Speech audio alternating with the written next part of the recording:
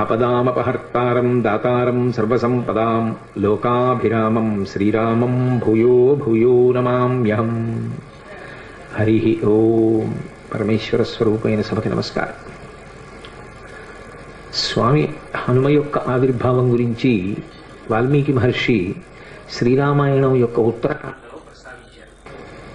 శ్రీరామాయణం యొక్క పట్టాభిషేక సర్గ కూడా పొదగబడినటువంటి యుద్ధకాండ కూడా దాటిపోయిన తరువాత ఉత్తరకాండ సాధారణంగా చదివేటటువంటి అలవాటు తక్కువగా ఉంటుంది. ఆ ఉత్తరకాండలో హనుమ యొక్క ఆవిర్భావ ఘట్టాన్ని వర్ణించారు. రామచంద్ర ప్రభువు అగస్త్య మహర్షిని ప్రశ్న వేశాడు. అసలు ఇంత అనితర సాధ్యమైనటువంటి బలపరాక్రమాలు ఎలా కలిగాయి? ఇంత బలపరాక్రమాలు కలిగినటువంటి హనుమకి తన ప్రభు అయినటువంటి సుగ్రీవుడంటే అంత భక్తి ప్రపత్తులు కదా. అటువంటి వాడు తన ప్రభు అయినటువంటి సుగ్రీవుడు ఆ సుగ్రీవుని యొక్క అన్నగారైనటువంటి వాలి చేత తరమబడితే భూమి చుట్టూ ప్రదక్షిణం చేశాడు తప్ప, ఆ సుగ్రీవుడితో కలిసి తిరిగాడు తప్ప వాలిని నిగ్రహించడానికి ప్రయత్నించలేదు. యథార్థానికి వాలి కన్నా రావణాసురుడి కన్నా హనుమయే బలవంతుడు అని నాకు అనిపిస్తోంది. 100 యోజనముల సముద్రాన్ని ఒక్కడే అవలీలగా లంఘనం చేశారా?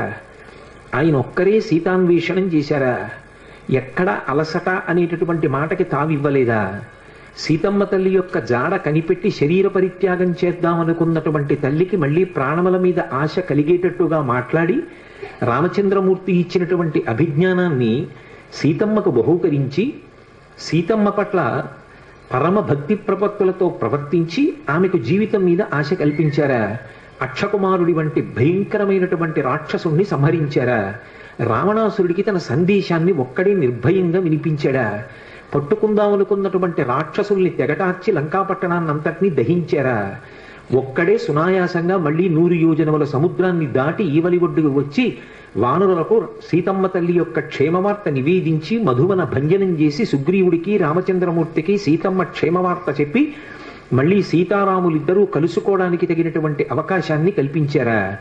ఇటువంటి బలపరాక్రమాలు ఒక వ్యక్తి యందు ప్రకాశించడం సామాన్యమైనటువంటి విషయం కాదు. ఇంత గొప్ప శక్తి, ఇటువంటి తేజస్సు, ఇటువంటి దుర్నిరీక్ష్యమైనటువంటి పరాక్రమం అసలు స్వామి హనుమయందు ఎలా ప్రచోదనమయ్యాయి? ఏ కారణం చేత కలిగాయి అని రాముడు సర్వజ్ఞుడైనటువంటి అగస్త్య మహర్షిని ప్రశ్న చేశాడు. దానికి జవాబు చెప్తూ అగస్త్య మహర్షి హనుమ యొక్క ఆవిర్భావ ఘట్టాన్ని వర్ణించారు. వర్ణిస్తూ ఒక మాట చెప్తారు. అప్సర స్త్రీలలో శ్రేష్ఠురాలు పుంజకస్థల.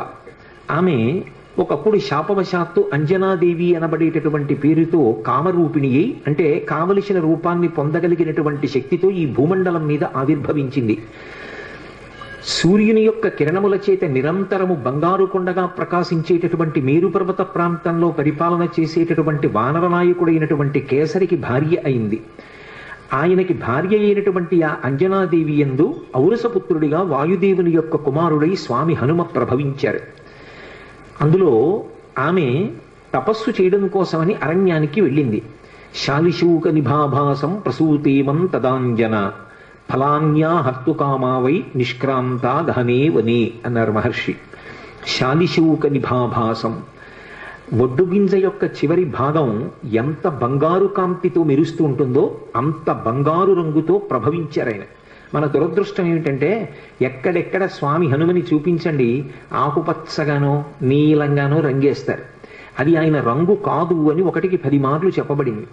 పారిజాత తరుమూలవాసినం భావయామి పవమాననందనం అన్న శ్లోకంలో కూడా కాంచనాద్రి కమనీయ విగ్రహం, బంగారు శిఖరం ఎలా ఉంటుందో అటువంటి రంగుతో ఆయన ప్రకాశిస్తూ ఉంటారు అని.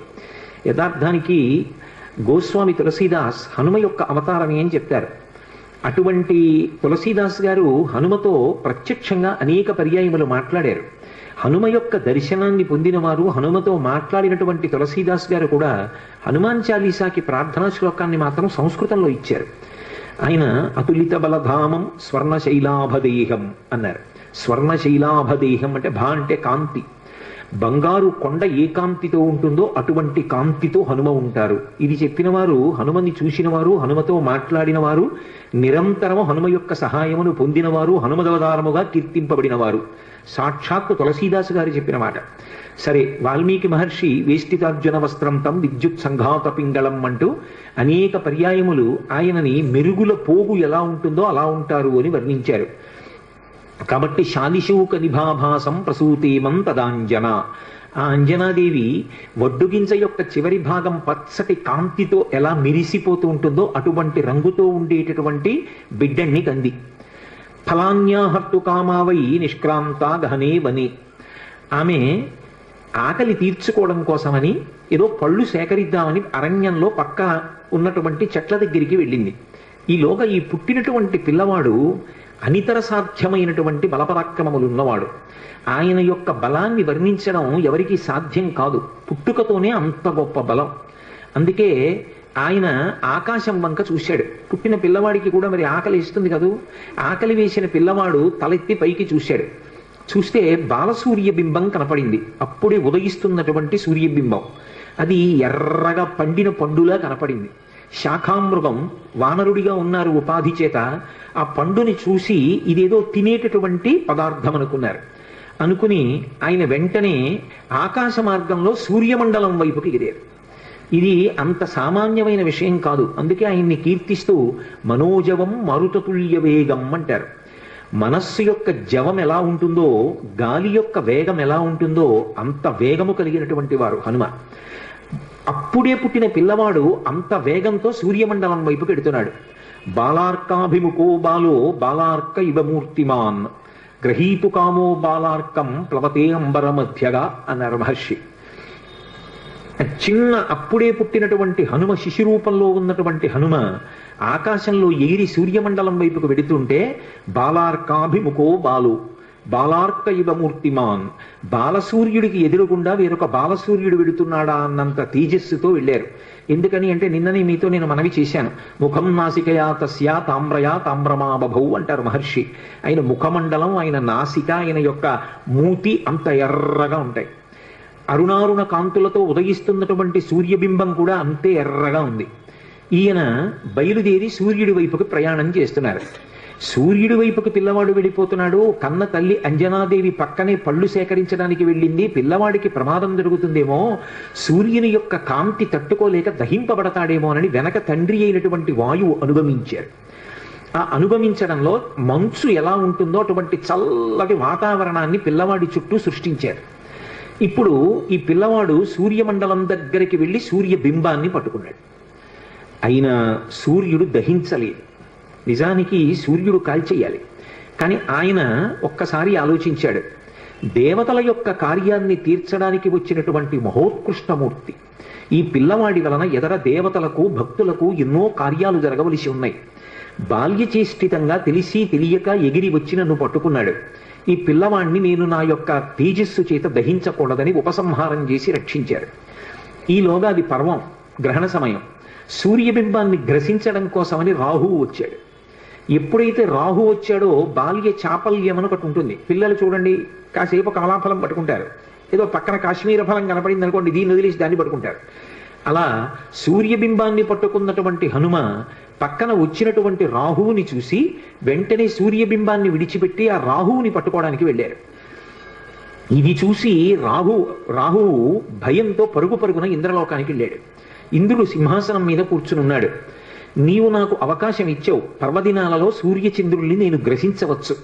కానీ ఇవాళ పర్వన్నాడు నేను సూర్యుణ్ణి గ్రసించడానికి వెళ్ళేసరికి నాకన్నా ముందే వేరొక పిల్లవాడు వానర రూపంలో ఉన్నటువంటి వాడు వచ్చి సూర్యబింబాన్ని గ్రసిస్తున్నాడు. కాబట్టి నువ్వు నీ మాట తప్పావన్నాడు. ఇంద్రుడు ఇది చేసినటువంటి నియమానికి వ్యతిరేకమైనటువంటి వ్యవహారం, కాబట్టి ఈ విషయాన్ని ఏదో నేను పరిష్కరిస్తాను అని వెంటనే ఐరావతాన్ని అధిరోహించాడు. అది 4 దంతములతో మదజలధారలతో ప్రకాశిస్తోంది. తెల్లటి ఏనుగు. అది ఎక్కి ఆయన సూర్యమండలం దగ్గరికి వచ్చాడు. వచ్చేటప్పటికి పిల్లవాడు రాహు పారిపోవడం చూసి మళ్ళీ వచ్చి సూర్యబింబాన్ని పట్టుకుంటున్నాడు. ఎంతలో రావాలి దేవతలు? ఈలోగా దేవేంద్రుడు వచ్చాడు. ఈ పిల్లవాడు వెనక్కి తిరిగి చూశాడు. తెల్లటి ఏనుగు కనపడింది ఐరావతం. ఇదేదో ఈ పండు బాగుంది, దీన్ని పట్టుకుందామని విడిచిపెట్టేసి ఆ సూర్యబింబాన్ని గబగబా వెళ్ళి ఐరావతాన్ని పట్టుకున్నాడు. ఉపేక్షించకూడదు అని తన వజ్రం తీసి ఆ పిల్లవాడి మీదకి ప్రయోగం చేశారు దేవేంద్రుడు. అది వచ్చి ఆయన ఎడమ దవడకి తగిలింది. తగిలితే ఎడమ దవడ విరిగిపోయి ఒక్కసారి సూర్యమండలం నుంచి కింద పడిపోయారు. కింద పడిపోయి ఓ పర్వత శిఖరం మీద పడి కింద పడిపోయారు అచేతనులై. ఆ ఎడమ దవడ విరిగిపోయింది కాబట్టి ఆయనకి హనుమ అని పేరు వచ్చింది. ఇందులో మీరు ఒక విషయాన్ని గమనించవలసి ఉంటుంది. అసలు సాధారణంగా అలా శరీరంలో ఏదైనా అవయవం విరిగిపోతే ఆ విరిగిపోయిన అవయవం పేరు మీదుగా పేరు పెట్టరు. ఎందుకంటే అది అంత శుభప్రదమైనటువంటి విషయం ఏం కాదు. కానీ లోకంలో అన్నిటికీ మినహాయింపులు ఉంటాయి. మామూలుగా మనం ఏది చెప్తామో దానికి ఒక విచిత్రమైన రీతిలో ఒక మినహాయింపుని పొంది విశేష శక్తిని ప్రసరించగలిగినటువంటివి కొన్ని ఉంటాయి. ఉదాహరణకి ఒక విగ్రహం భిన్నమైందనుకోండి, ఆ భిన్నమైనటువంటి విగ్రహాన్ని ఇంకా పూజించారు, ఆ విగ్రహాన్ని తీసేసి నీటిలో కలిపేస్తారు. మరి విశాఖపట్నంలో కనక మహాలక్ష్మి అమ్మవారు ఒక చెయ్యి తెగిపోయి ఉంటుంది అమ్మవారికి. మరి ఆవిడ ఎంత అనుగ్రహమూర్తి! అసలు ఈ మార్గశీర్ష మాసంలో విశాఖపట్నంలో కనక మహాలక్ష్మి అమ్మవారి యొక్క దేవస్థానం ఇసకేస్తే రాలదు, అంతటి అనుగ్రహప్రదాయిని. ఆ తల్లి పాదముల దగ్గరికి వెళ్ళి నమస్కరించాలి తప్ప ఆవిడ అనుగ్రహించాలి అనేటువంటి విషయం లేదు. ఈ మధ్య కాకినాడలో నాకు అత్యంత ప్రాణ సమానమైనటువంటి మిత్రుడు, అతన్ని గుండె ఆపరేషన్ చేయడానికి థియేటర్లోకి తీసుకెళ్లారు అని చెప్పి డాక్టర్ గారు నాకు నా ఫోన్కి మెసేజ్ పెడితే, ఆయన్ని రక్షించుకోవడం నా చేతిలో ఉంటుందా? ఆ పరదేవత రక్షించాలి. పసుపు నీళ్లతో కనక మహాలక్ష్మి అమ్మవారికి అభిషేకం చేసి ఆ సమయంలో తిరిగి వచ్చాను, శుభవార్త విన్నాను. ఆ తల్లి గొప్ప అనుగ్రహప్రదాయిని. ఆ తల్లి ఏమి ఇవ్వలేదు, ఏదైనా ఇస్తుంది. బిక్కవోల్లో విఘ్నేశ్వరుడి యొక్క మూర్తిని చూడండి, భిన్నమైంది. కానీ ఆయన ఎంతటి అనుగ్రహప్రదాత! అసలు నిజానికి విఘ్నేశ్వరుడి యొక్క దంతం భిన్నదంతం. ఆయన ఎంతటి అనుగ్రహప్రదాత! సామాన్య సిద్ధాంతాలకి మినహాయింపులు. అలాగే హనుమ పేరు కూడా వచ్చింది. కాదు, ఇందులో ఒక గొప్ప తత్వం, ఒకటి రహస్యం దాగి ఉంది. విద్యారణ్య స్వాముల వారు శృంగగిరి పీఠాన్ని అధివసించారు. అపరశంకర భగవత్పాదులు అని పిలుస్తారు ఆయన్ని. అంతటి మహాపురుషులు. అసలు విద్యారణ్య స్వామి వారి యొక్క జీవితం గురించి వింటుంటే పరమాశ్చర్యకరంగా ఉంటుంది. వారు సాక్షాత్ శ్రీ మహాలక్ష్మి యొక్క అనుగ్రహాన్ని పొంది, ఒకప్పుడు శంకరులు ఒక పేద బ్రాహ్మడి కొరకు కనకధారని ఎలా కురిపించారో అలా కనకధారని పొందారు. పొంది తాను సన్యసించి ఆ బంగారాన్ని తాను వినియోగించుకోకూడదు కాబట్టి సనాతన ధర్మ పరిరక్షణ కొరకు విజయనగర సామ్రాజ్య స్థాపన చేశారు. అందుకే ఇప్పటికీ శృంగగిరి పీఠాధిపతుల యొక్క బిరుదావళి పలికితే విజయనగర సామ్రాజ్య ప్రతిష్టాపనాచార్య అని పిలుస్తూ ఉంటారు. అంతటి మహాపురుషుడు. ఆ శృంగగిరి పీఠాన్ని అధివసించినటువంటి వాళ్ళల్లో మహానుభావుడైనటువంటి విద్యారణ్య స్వామి. అటువంటి విద్యారణ్య స్వామి వారు వేదానికి అంతటికీ భాష్యాన్ని ఇచ్చారు. ఇస్తున్నప్పుడు దానికి సంబంధించి ఒక విషయాన్ని తెలియచేశారు. అసలు వేదం పలకాలన్నా, వేద మంత్రాల్ని పలకాలన్నా, ఒక ఘనపాఠి కావాలి అన్న, వాగ్దేవి యొక్క అనుగ్రహాన్ని పొంది ఒక విషయం మీద స్పష్టంగా చెప్పగలిగినటువంటి రీతిలో ప్రవచనం చెయ్యాలి అన్న, భగవంతుని యొక్క అనుగ్రహము ఎక్కడ ఉంచబడుతుంది అంటే దవడల యందు ఉంచబడుతుంది అని. దవడలు అంతటి దైవదత్తములై అటువంటి బలాన్ని కలిగినవైతే తప్ప, ఆ తేజస్సుని నిలబెట్టుకోగలిగినవైతే తప్ప ఒక ఘనపాఠి అయి ఆ వేదమంత్రాన్ని అలా చదవడం సాధ్యం కాదు. వాగ్దేవి అనుగ్రహాన్ని నిలబెట్టుకుని వాక్య నిర్మాణం చేసి విషయం సభలో ఉన్న వారికి అర్థమయ్యేటట్టుగా మాట్లాడగలిగిన ప్రజ్ఞ నిలబడదు అని. దవడ అంత గొప్పదిగా విద్యారణ్యుల చేత వర్ణింపబడింది. అటువంటి దవడ హనుమ విషయంలో పేరుకి కారణమైంది. ఇంద్రుడు వజ్రాయుధం పెట్టి కొడితే ఒకవైపు దవడ మాత్రమే విరిగింది. అంటే ఆయన దవడలు ఎంత శక్తివంతమైనవో ఆలోచించండి. అవి శక్తివంతమైనవి అని నేను అన్నప్పుడు కేవలము బాహ్యంలో బలమైనవి అని నా ఉద్దేశ్యం కాదు. ఆయన మాట్లాడే మాటలు అంత శక్తివంతములై ఉంటాయి. ఆయన యొక్క అనుగ్రహము అంత విశేషంగా ఉంటుంది. అందుకే మీరు శ్రీరామాయణాన్ని పరిశీలిస్తే రామచంద్రమూర్తి అంతటి వాడి చేత వాగ్వైభవానికి కితాబులు అందుకున్న వ్యక్తి స్వామి హనుమ. అంతటి మహానుభావుడు. అందుకే ఎడమ దవడ విరిగింది కాబట్టి, విరిగిన హనువు కలిగిన వారు కాబట్టి హనుమ అని పిలిచారు. అంజనాదేవి యొక్క కుమారుడు కనుక ఆంజనేయుడు అని పిలిచారు. వాయువు యొక్క కుమారుడు కనుక వాయుపుత్రుడు పవనసూతి అని పిలిచారు. వానరుల యొక్క నాయకుడు కనుక వానరాధీశుడు అని పిలిచారు. అనేకమైన పేర్లతో ఆయన కీర్తింపబడ్డారు. అటువంటి హనుమ యొక్క ఎడమ దవడ విరిగిపోగానే వాయువు 2 చేతులతో పిల్లవాడిని పట్టుకుని పర్వత గుహలోకి వెళ్ళిపోయి పసిపిల్లవాడు, ఏమీ తెలియనివాడు, యుక్తాయుక్త విచక్షణ లేనివాడు, పరిపక్వత లేనివాడు, అటువంటి పిల్లవాడు తెలిసో తెలియకో సూర్యమండలం వైపుకి వెళ్ళినంత మాత్రం చేత భవిష్యత్తులో అందరికీ పనికొచ్చేవాడు అని సూర్యభగవానుడు ఉపేక్షించిన ఇంద్రుడు మాత్రం ముందు వెనకలు ఆలోచించకుండా వజ్రాయుధం పెట్టి నా కుమారుణ్ణి కొట్టాడు. కాబట్టి నాకు ఆగ్రహం కలిగింది అని ఆయన సమస్త భూతముల యందు కూడా తన యొక్క చలనాన్ని నిలుపుదల చేశాడు. అంటే సమస్త ప్రాణుల యందు కూడా వాయువు లోపల తిరుగుతూ ఉంటుంది. ఏదో ఊపిరి తీసి విడిచిపెట్టడమే కాదు, ఒక్కసారి ఊపిరి తీస్తే అది 10 వాయువులుగా విడిపోతుంది. ప్రాణ అపాన వ్యాన ఉదాన సమాన నాగ కూర్మ కృకర ధనంజయ దేవదత్తములు అని ఈ 10 పేర్లతో విడిపోయినటువంటి వాయువులో ఒక వాయువు ఈ శరీరం అంతా కూడా కదలడానికి, వంగడానికి, సంధిబంధములు నిలబడడానికి కారణమవుతుంది. దాని చేతనే శరీరము వంగుతుంది అని వేదాంత శాస్త్రం. కాబట్టి ఇప్పుడు ఆయన లోపల తిరగడం మానేశాడు, బయట తిరగడం మానేశాడు. ఇప్పుడు ఏమైంది? కాష్టభూతాన్ని జిజ్ఞిరే అన్నారు మహర్షి. కాష్టము అంటే కొయ్య.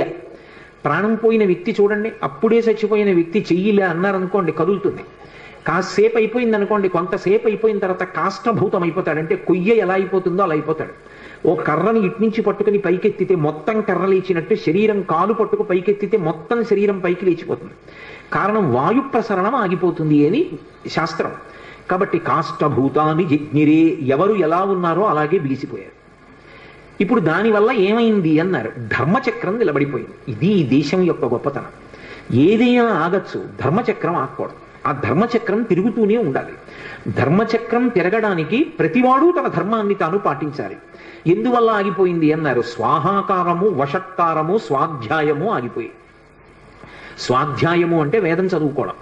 వేదం గురువుగారు చెప్పాలన్నా, శిష్యుడు పలకాలన్నా దవడలు కదలాలి. దవడలు కదలకుండా ఆగిపోయాయి సమస్త ప్రాణులకు. ఎందువల్ల?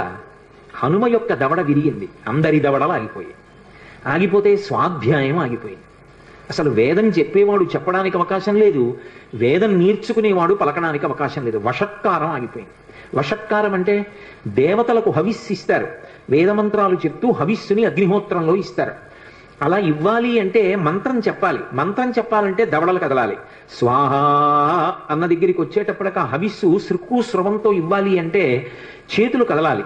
ఇప్పుడు అలా కదలకపోతే హవిస్సు అగ్నిహోత్రంలో పడదు, పడకపోతే దేవతలకు అన్నం దొరకదు. కాబట్టి ఇప్పుడు ధర్మచక్రం అంతా నిలబడిపోయింది.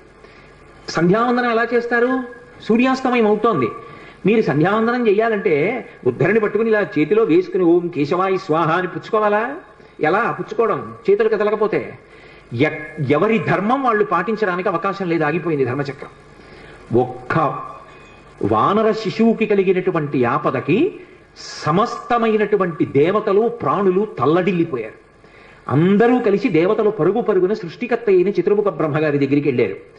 దిక్పాలులలో ఒకడైనటువంటి వాయువు యొక్క ఆగ్రహం చేత ఇవాళ ప్రాణులలో వాయు సంచారం లేదు. వాయు సంచారం లేని కారణం చేత అనేక ఉపద్రవములు సంభవించాయి.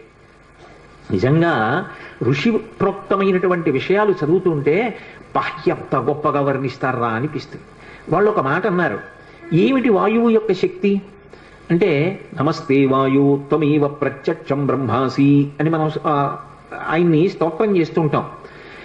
వాయువు యొక్క గొప్పతనం ఏముంది అంటే, దేవతలు అన్నారు వాయు ప్రాణ సుఖం వాయు, వాయు సర్వమిదం జగత్, వాయునాసం పరిత్యక్తం న సుఖం విందతే జగత్ అన్నారు. వాయు ప్రాణ, వాయువే ప్రాణము. కడుపు నిండా తిన్నాడా, మంచినీళ్లు తాగాడా, ఇది కాదు. ఊపిరి తీయాలి, ఊపిరి వదలాలి. తీసిన ఊపిరి వదలకపోయినా, వదిలిన తరువాత తీయకపోయినా మరణించినట్టే. యావత్ పవనో నివసతి దేహే తావత్ పృచ్చతి కుశలంగేహే గతవతి వాయో దేహాపాయే భార్యాబిభ్యతి తస్మింతాయే అంటారు శంకర భగవత్పాదులు. ఊపిరి తీయలేదో అప్పటి వరకు బాగున్నారా బాగున్నారా బాగున్నారా అని అడిగిన వాళ్ళు ఇక బాగున్నారా అని అడగరు. ఆ శివం వెళ్ళిపోయింది. వాయువే ప్రాణము. వాయు ప్రాణ సుఖం వాయు, నాకు సుఖంగా ఉందండి అంటాడు. ఏమిటి సుఖం? వాయువే సుఖం, బాహ్యమునందు ఆంతరమునందు కూడా. ఇప్పుడు ఎంత మెత్తటి కుర్చీ వేయండి, లేకపోతే ఎంత వేదిక మీద కూర్చోపెట్టండి, అసలు నాకు గాలి తగలటం లేదనుకోండి, నాకు మాట్లాడడానికి ఎంత ఇబ్బందిగా ఉంటుంది. కొద్దిగా గాలి తగులుతోంది అనుకోండి, నాకు అమ్మయ్య అని సేద తీరి మాట్లాడగలుగుతాను. అసలు సుఖం అంటే వాయువే.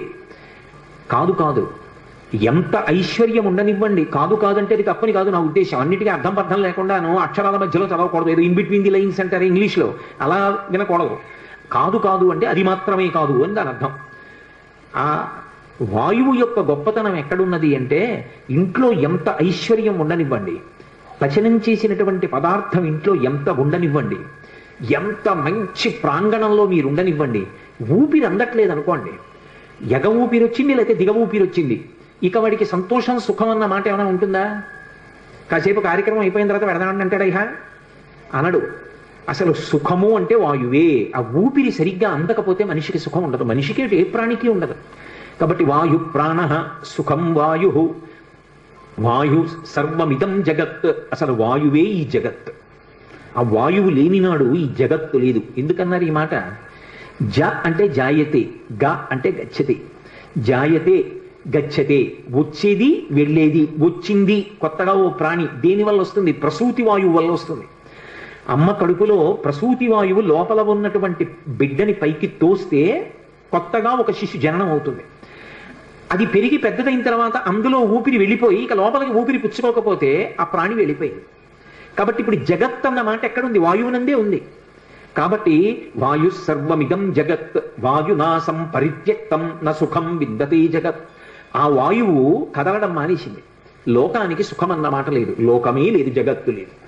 కాబట్టి ఓ పితామహ, మీరు తొందరపడండి. వాయువుకి ఏ కారణం చేత ఆగ్రహం కలిగిందో ఆ ఆగ్రహాన్ని తీర్చండి. తీర్చి మళ్ళీ సమస్త భూతములు సంతోషపడేటట్టుగా చెయ్యండి. ఇప్పుడు బ్రహ్మగారే బయలుదేరాడు. ఒక్కొక్కసారి పరిస్థితి యొక్క ఉద్విగ్నతను బట్టి ప్రభువే వెళ్ళవలసి ఉంటుంది. వాళ్లే నా దగ్గరికి రావాలని అనకూడదు.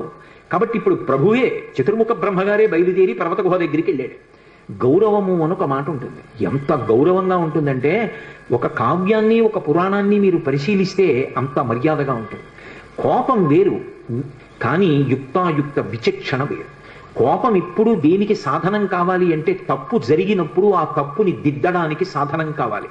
అది ఒక్కరు చేసిన తప్పు కాదనుకోండి, చాలా మంది కలిసి తప్పు చేశారు, అది ఒకడు చేసిన తప్పు కాదు. 50 మంది శిష్యులు ఉన్నారు, ఒక్కడికి గురువు గారు గుర్తురాల. ఏదో సుబ్రహ్మణ్య షష్ఠి నాడు ఉత్సవం జరుగుతోంది, కావడి పట్టుకుంటున్నారు, ఇంతమంది పట్టుకున్నారు, పేరుకి గురువుగారిని పిలుస్తారు, ఒక్కడికి గురువుగారు గుర్తు రాలేదనుకోండి, గురువుగారు ఎందుకు రాలేదని అడిగినవాడు లేడు, గురువుగారు రెండని పిలిచినవాడు లేడు. ఇప్పుడు గురువుగారికి కోపం రావాలా వద్దా అంటే వచ్చి తీరాలి. ఎందుకంటే వ్యవస్థ గాడి తప్పిపోయింది. కాబట్టి గాడిలో పెట్టాలి అంటే గురువు ఆగ్రహించాలి. ఎలా ఆగ్రహించాలి అంటే, తాను కోపమునకు వశుడైపోకూడదు, కోపము తన చేతిలో ఉండాలి సాధనంగా, దాని చేత దిద్దాలి వ్యవస్థని. ఇది మీరు రామాయణాదుల్ని పరిశీలిస్తే ఎంత అద్భుతంగా కనపడుతుంది. వాయువు చతుర్ముఖ బ్రహ్మగారు వస్తుంటే, నా కొడుకు ఇంత ఇబ్బందికి కారణం అవడానికి అదిగో ఆ ఇంద్రుడే కారణం, ఆ ఇంద్రుడితో దేవతలతో కలిసి బ్రహ్మగారు వస్తున్నాడు, నేనెందుకు లేచి నిలబడాలి అనలేదు. వెంటనే లేచి నిలబడ్డాడు. మంత్రములతో ఆయన దగ్గరికి వెళ్ళి ప్రదక్షిణం చేసి నమస్కారం చేసి చేతులు జోడించి నిలబడ్డాడు. వెంటనే చూశాడు, ఏమి వాయుదేవా, ఏమి ఆగ్రహం, ఇదిగో యుక్తాయుక్త విచక్షణ లేని నా బిడ్డడు దేవతలందరికీ పనికి రావలసిన వాడు సూర్యమండలం వైపుకు వెళ్ళాడని కొట్టాడు ఇంద్రుడు, పడిపోయాడు. వెంటనే ఆయన తన కమండలంలో నీళ్లు ఆ పిల్లవాడి మీద జల్లి స్పృశించాడు బ్రహ్మగారు. చతుర్ముఖ బ్రహ్మగారి యొక్క స్పర్శ కలగగానే ఆ పిల్లవాడు అప్పుడే పుట్టిన వాళ్ళ మళ్ళీ లేచి కూర్చున్నాడు. లేచి కూర్చుంటే వాయువుతో సహా సమస్త దేవతలందరూ సంతోషించారు. వెంటనే వాయువు మళ్ళీ ప్రసరణం ప్రారంభం చేశాడు. సమస్త భూతముల యందు ఆయా శరీరముల యందు వాయు ప్రసరణం ప్రారంభమైంది. ఆ వాయు ప్రసరణం ఎప్పుడైతే ప్రారంభమైందో అందరూ సేద తీరారు. ఇప్పుడు బ్రహ్మగారు అన్నారు, ఈ పిల్లవాడు మహోత్కృష్టమైనటువంటి మూర్తి, ఇతను దేవతా కార్యములను సాధించవలసిన వాడు, అందుకే నేను ఇతనికి వరమిస్తున్నాను. ఈ పిల్లవాడు బ్రహ్మదండము చేత కూడా కొట్టబడడు, ఇకపైన మీరు కూడా ఈ పిల్లవాడికి వరాలివ్వండి అని ఆజ్ఞాపించాడు దేవతల్ని. సాధారణంగా వరమిస్తే దేవతలు ఏదో ఒక కోరిక తీరేటట్టుగా ఇస్తారు, కానీ హనుమ విషయంలో చాలా విచిత్రమైన రీతిలో వరమిచ్చారు. ఆ దేవతలందరూ బయలుదేరారు. సూర్య భగవానుడు వచ్చాడు. వచ్చి ఆయన అన్నాడు, ఈ పిల్లవాడికి నేను గురుస్థానం వహిస్తాను. ఒక గురువు దొరకడం అంటే జీవితంలో ఎంత గొప్ప విషయమో అర్థమవుతుంది. అందున ఇవాళ ఆదివారం కాదు, త్రయోదశిత ఉంది సూర్యోదయానికి. హనుమకి సూర్యనారాయణమూర్తి పేరు చెప్తే చాలు పరమ సంతోషం. ఎందుకంటే ఆయన గురువుగారే లోకంలో. అందుకని ఆ సూర్యనారాయణమూర్తి వచ్చి ఈ పిల్లవాడికి తగిన వయస్సు వచ్చిన తరువాత నేను శాస్త్రపాఠం చెప్తాను, ఇతనికి నేను గురువు అవుతాను. ఇంకంతకన్నా లోకంలో కావలసింది ఏముంటుందండి? అసలు తగిన గురువు లభించడం కన్నా అదృష్టం ఉంటుందా? సూర్యుడే వచ్చి గురువు అవుతానన్నాడు. కానీ అది తర్వాత ఎంత చమత్కారానికి దారి తీసిందో మీరు పరిశీలించవలసి ఉంటుంది. దేవేంద్రుడు వచ్చాడు, ఒక విచిత్రమైన కోరిక కోరాడు. ఈ పిల్లవాడిని నేను వజ్రాయుధం పెట్టి కొట్టాను, కొడితే కేవలం ఇతని ఎడమ దవడ ఒక్కటి విరిగింది. ఈ విషయం లోకానికి అంతటికీ తెలియడం కోసం వజ్రాయుధం పెట్టి కొడితే విరిగినటువంటి ఎడమ దవడ కలిగిన వాడు కాబట్టి హనుమా అని పిలవబడాలి. ఈ పిల్లవాడు ఇక పైన నా వజ్రాయుధము చేత ఎన్నడూ కొట్టబడడు. నా వజ్రాయుధం ఈ పిల్లవాడిని ఏమీ చెయ్యలేదు. వెంటనే యమధర్మరాజు గారు వచ్చాడు. ఆయన అన్నాడు, లోకంలో ఏ ప్రాణులైనా సరే నేను వేసినటువంటి యమపాశముల చేత శరీరాన్ని విడిచిపెట్టేస్తారు, జీవుడు ఉత్క్రమణమవుతాడు. కానీ ఈ పిల్లవాడు యమపాశముల చేత కట్టబడడు. నా యొక్క అనుగ్రహం లేకపోతే రోగములు వస్తాయి, రోగముల చేత బాధపడతారు జనులు. కానీ ఈ పిల్లవాడి శరీరానికి ఎప్పుడు రోగం రాదు. ఏ రోగం లేకుండా ఎప్పుడు పరమ సంతోషంతో ఆనందంగా జీవనం చేస్తాడు. యమధర్మరాజు గారు వరం ఇచ్చాడు. వెంటనే వరుణుడు బయలుదేరి వచ్చాడు. ఆయన అన్నాడు, 10 లక్షల సంవత్సరముల తర్వాత కూడా నా వరుణపాశముల చేత ఈ పిల్లవాడు బంధింపబడడు. ఈ పిల్లవాడు నీటిలో మునిగిపోయినా ప్రమాదము జరగదు. నీటి యందు పిల్లవాడికి ప్రమాదము జరగకుండా వరుణపాశముల చేత కట్టబడడు అని నేను వరమిస్తున్నానన్నాడు. కుబేరుడు బయలుదేరి వచ్చాడు. వచ్చి ఆయన అన్నాడు, ఆయనకి ఒక కన్ను పచ్చగా ఉంటుంది, పచ్చటి కన్ను పెట్టుకుని ఉంటాడు కుబేరుడు. సరే, ఆ వృత్తాంతం అంతా వేరనుకోండి. కాబట్టి ఆ కుబేరుడు అన్నాడు, నా కుబేరుని యొక్క దండము చేత యక్షుల చేత ఈ పిల్లవాడు కట్టబడడం, నా శక్తి ఈ పిల్లవాడిని కట్టడానికి సరిపోదు అన్నాడు. పరమశివుడు వచ్చాడు, నా త్రిశూలము చేత కాని నా సంబంధమైన ఏ అస్త్రము చేత కాని ఈ పిల్లవాడు కట్టబడడం. విశ్వకర్మ వచ్చాడు. ఆయన అన్నాడు, సమస్తమైనటువంటి అస్త్రములు నా చేత నిర్మింపబడ్డాయి, శస్త్రములు నా చేత నిర్మింపబడ్డాయి. శస్త్రములు అంటే బాహ్యంలో చేత్తో పట్టుకుని కొట్టడానికి పొడవడానికి పనికొస్తాయి. శూలం, గద, కత్తి, డాలు, ఢమరకం, ఇలాంటి డాలు వంటివి. ఇటువంటి శస్త్రములు ఏవి కూడా ఇతని ఎందు పనిచేయవు. అంతేకాదు, ఏ అస్త్రాన్ని ప్రయోగించినా కూడా ఈ పిల్లవాడు అస్త్రము చేత కట్టబడడు. ధనుర్వేదంలో ఉన్న ఏ అస్త్రం ప్రయోగించండి, అది రౌద్రాస్త్రం, ఐంద్రాస్త్రం, వారుణాస్త్రం, ఏ అస్త్రమైనా సరే ఈ పిల్లవాడు అస్త్రముల చేత కట్టబడడం. ఇప్పుడు సృష్టిలో ఆయన అంతటి బలపరాక్రమములు కలిగిన వాడు వేరొకడు ఉన్నాడా ఎక్కడైనా? ఇక లేడు. అంతటి బలపరాక్రమములు కలిగిన వాడు ఎవరి చేత కట్టబడని వాడు. ఇంత శక్తి కోరుకుంటే కూడా బ్రహ్మగారు ఒక్కడికి కూడా ఇవ్వలేదు. అలాంటిది శాసనం చేసి దేవతలందరి చేత ఇప్పించారు. ఇప్పుడు ఇంత శక్తివంతుడయ్యాడు ఆ పిల్లవాడు. దేవతలందరూ అంతర్ధానం అయిపోయారు. వాయువు పిల్లవాడిని తీసుకెళ్లి తల్లి అంజనాదేవికి అప్పచెప్పి తాను వెళ్ళిపోయాడు. ఈ పిల్లవాడు మున్యాశ్రమాల్లో తిరిగి పెద్దవాడు అవుతున్నాడు. అపారమైనటువంటి బలం, అపారమైనటువంటి తేజస్సు. ఇప్పుడు ఆ పిల్లవాడు ఏం చెయ్యాలి అంటే, బాల్యచేష్టితముల చేత ఏం చెయ్యాలో తెలియక ఆ మున్యాశ్రమాల్లో ఆరవేసుకున్నటువంటి మడిబట్టలు, నారచీరలు అన్నీ చింపేస్తుండేవాడు. అక్కడ ఉన్నటువంటి సృక్కులు, స్రువాలు మొదలైన వాటిని విరిచేస్తుండేవాడు. అక్కడ పెట్టినటువంటి మంగళ ద్రవ్యాలు, పేలాల పాత్రలు, ధాన్యం, ఆవు పాలు, పెరుగు, నెయ్యి, లాజలు, పేలాలు ఇలాంటివి కనపడితే ఆ పాత్రలన్నీ ఛిద్రం చేసేవాడు. యజ్ఞకుండాల్ని తిరగతోసేసేవాడు. ఇవన్నీ చూసి అంగిరసుని యొక్క వంశంలో వచ్చినటువంటి వాళ్ళు, భృగు వంశంలో వచ్చినటువంటి వాళ్ళు కొంతమంది మునులు ఆ పిల్లవాడిని చూసి శీపురేనం రఘుశ్రేష్ఠ నాతి క్రుద్ధాతి మన్యవహ అన్నారు. ఎక్కువ కోపం పెట్టుకుని కాదు మనసులో వాళ్ళు శాపం ఇచ్చింది, వాళ్ళు ఏదో కోపంతో ఇవ్వలేదు.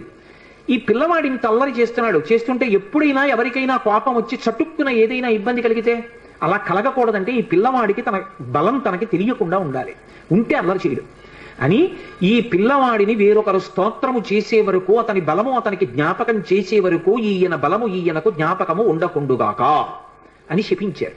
ఎలా? శేపురేనం రఘుశ్రేష్ఠ నాతి క్రుద్ధాతి మన్యవః యదాతే స్మర్యతే కీర్తి తథాతే వర్ధతే బలం. మళ్ళీ ఎప్పుడు ఈయన్ని స్తోత్రం చేస్తారో, ఈయనకి ఇచ్చినటువంటి శాపాన్ని చెప్తారో, ఎప్పుడు ఈయన బలాన్ని ఈయనకి జ్ఞాపకం చేస్తారో అప్పుడు ఆయన బలం ఆయనకి వచ్చేస్తుంది. అగస్త్యుడు ఉత్తరకాండలో రామచంద్రమూర్తితో మాట్లాడుతున్నాడు. మళ్ళీ వెనక్కి రండి. అడిగాడు కదూ రామచంద్రమూర్తి, మరి హనుమ యొక్క ప్రభువైనటువంటి సుగ్రీవుడి అన్నగారైన వాలి చేత తరమబడుతూ భూమండలమంతా తిరుగుతున్నా వాలి కన్నా రావణాసురుడి కన్నా బలవంతుడైనటువంటి హనుమ వాలిని ఎందుకు నిగ్రహించలేదు? ఇది రామచంద్రమూర్తి ప్రశ్న. దానికి అగస్త్య మహర్షి జవాబు చెప్పి అన్నారు, తెలియదు హనుమకి తన బలం తనకి తెలియదు కాబట్టి నేను వాలిని నిగ్రహించగలను అని తెలియక సుగ్రీవుడు పారిపోతుంటే ఆయన వెంట తాను కూడా పారిపోయాడు తప్ప తాను రక్షించే ప్రయత్నం చెయ్యలేదు. కానీ ఎప్పుడు మళ్ళీ తెలిసింది హనుమకి తన బలం తనకి అంటే సుందరకాండ ప్రారంభంలో, కిష్కింధకాండ చిట్ట చివర్లో సముద్రాన్ని దాటవలసి వచ్చినప్పుడు వానరములన్నీ వెళ్ళి ఆ సముద్రపు ఒడ్డున కూర్చున్నాయి. దక్షిణ తీరంలో లంకకి చేరాలి, ఉత్తర తీరంలో కూర్చునున్నారు వానరులందరూ. కొన్ని లక్షల వానరములు కూర్చునున్నాయి. ఎదురుగుండా 100 యోజనముల సముద్రం కనపడుతోంది. నేను దాటగలనన్నవాడు మాత్రం కనపడలేదు. 10 యోజనములు, 20 యోజనములు, 30 యోజనములు, 90 యోజనములు వెడతానన్నవాడే తప్ప 100 యోజనములు దాటి వెళ్ళగలనన్నవాడు లేడు. యువరాజు అంగదుడు లేచి అన్నాడు, నేను 100 యోజనముల సముద్రాన్ని గడచి వెళ్ళగలను, కానీ మళ్ళీ తిరిగి రాగలనో లేనో నమ్మకం లేదన్నాడు. కాబట్టి ఇప్పుడు 100 యోజనముల సముద్రాన్ని దాటి ఆవలి ఒడ్డుకి కాంచనలంకలో ప్రవేశించి మళ్ళీ క్షేమంగా తిరిగి రాగలిగినటువంటి జవసత్వములున్నవాడు లేడు. అందరూ చతికిలబడి కూర్చున్నారు.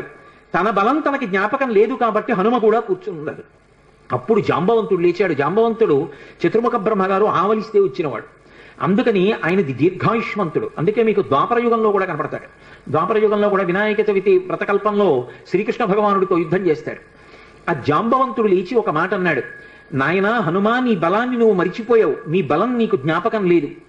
ఒకానొకప్పుడు శ్రీ మహావిష్ణువు వామనమూర్తిగా వచ్చి బలిచక్రవర్తి దగ్గర 3 అడుగులు దానం అడిగారు. ఇచ్చాను, నీకు కావలసిన భూమిని తీసుకో, కొలుచుకో అన్నాడు బలిచక్రవర్తి.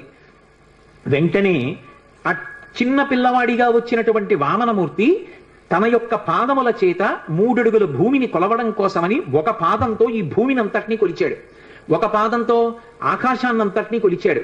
3వ అడుగు ఎక్కడ పెట్టను అన్నాడు.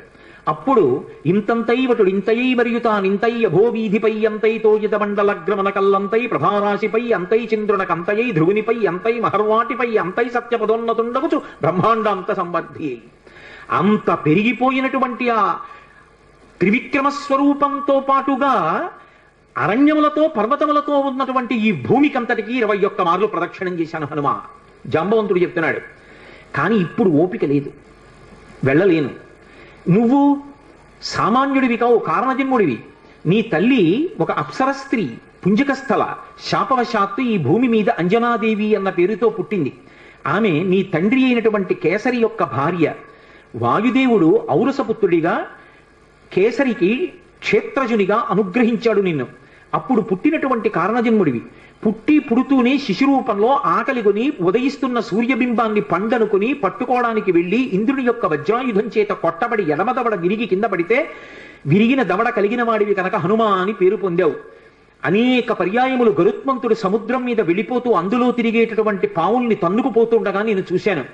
వైనతేయుడైనటువంటి ఆ గరుత్మంతుని యొక్క రెక్కలకు ఎంత గొప్ప శక్తి ఉందో హనుమ వాయుపుత్రుడమైనటువంటి నీ యొక్క భుజములయందు కూడా అంత శక్తి ఉంది. నీ బలాన్ని నువ్వు జ్ఞాపకం తెచ్చుకో. ఒకప్పుడు ఋషుల యొక్క శాపకారణం చేత నీ బలాన్ని మరిచిపోయావు. ఇప్పుడు సమస్త వానర జాతి ప్రతిష్టని, వానర ప్రభువైనటువంటి సుగ్రీవుని యొక్క కార్యాన్ని నెరవేర్చడాన్ని, సుగ్రీవుడిచ్చినటువంటి మాట నిజమైంది అనేటట్టుగా సుగ్రీవుడి యొక్క ప్రతిష్టని నిలబెట్టడం, రామచంద్రమూర్తి కార్యాన్ని సాధించడం, సీతమ్మ తల్లి క్షేమవార్త తీసుకురావడం, ఇంతమంది వానరుల యొక్క ప్రాణాన్ని నిలబెట్టడం నీ చేతులలో ఉన్నాయి.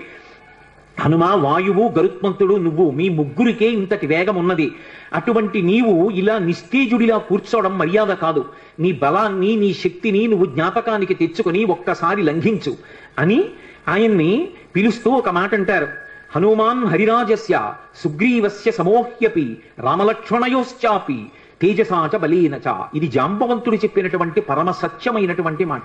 ఆయన అన్నాడు, ఓ హనుమ, హనుమన్ హరిరాజస్య, వానరములకన్నిటికీ రాజైనటువంటి ఓ హనుమ, సుగ్రీవస్య సమోహ్యపి, నువ్వు నీ వినయము చేత సుగ్రీవుడి దగ్గర ఒక మంత్రిగా సేవిస్తున్నావు, కానీ నువ్వు సుగ్రీవుడి కన్నా తక్కువ వాడవు కాదు. సుగ్రీవుడితో సమానమైనటువంటి బలపరాక్రమములున్నవాడివి. అది రామలక్ష్మణయోశ్చాపి, రామలక్ష్మణులు ఇద్దరూ ఎంతటి తేజోవంతులు బలవంతులో నీవు కూడా అంతటి వాడవి. తేజసాచ బలీనచ, తేజస్సు ఎందు బలము ఎందు ఆ ముగ్గురి కన్నా నువ్వు ఎంత మాత్రము తక్కువ వాడివి కావు. అటువంటి వాడివి ఇవాళ 100 యోజనముల సముద్రాన్ని దాటడం నీకు పెద్ద లెక్క కాదు. కానీ నీ బలాన్ని నువ్వు మర్చిపోయావు. హనుమా ఉత్తిష్ట హరిషార్దూల లంఘయస్వ మహార్ణవం పరాహి సర్వభూతానాం హనుమన్యా గతిస్తవ అన్నాడు.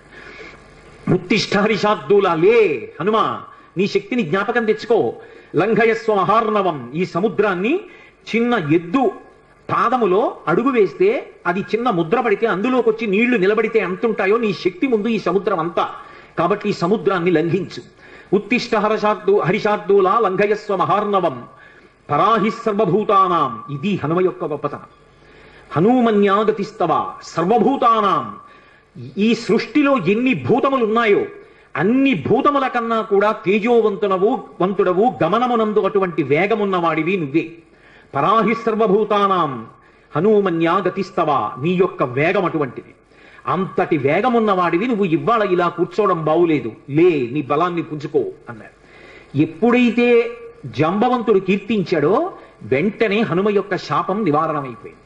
ఇప్పటికీ తెలియక ఓ మాట అంటుంటారు, మనం ఆయన బలం ఆయనకి జ్ఞాపకం చేయాలండి. మనం జ్ఞాపకం చేయక్కర్లేదు, ఎప్పుడూ ఆయన శాపం తీరిపోయి తన బలం తాను జ్ఞాపకానికి తెచ్చుకున్నారు కాబట్టే వెంటనే ప్రతిజ్ఞ చేశారు. లేచి నిలబడి, ఇక్కడి నుంచి నేను కాని సముద్ర లంఘనాన్ని ప్రారంభం చేస్తే నేను నా పాదములతో భూమిని దట్టించినప్పుడు ఈ భూమి ఊంచుకోలేదు.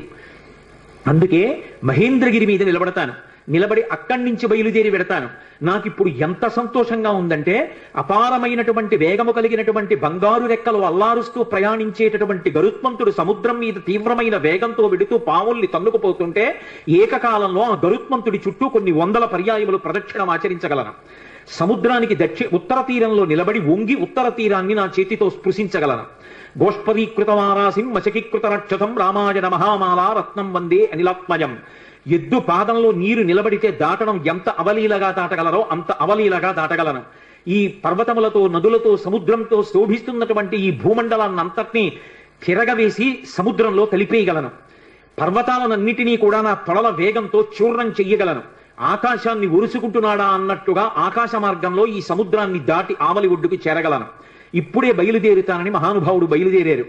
అలా జాంబవంతుడు చేసినటువంటి ప్రార్థన చేత, ఆయన చేసినటువంటి స్తోత్రం చేత హనుమ యొక్క శాపము ఎన్నడో నివారణమైపోయింది.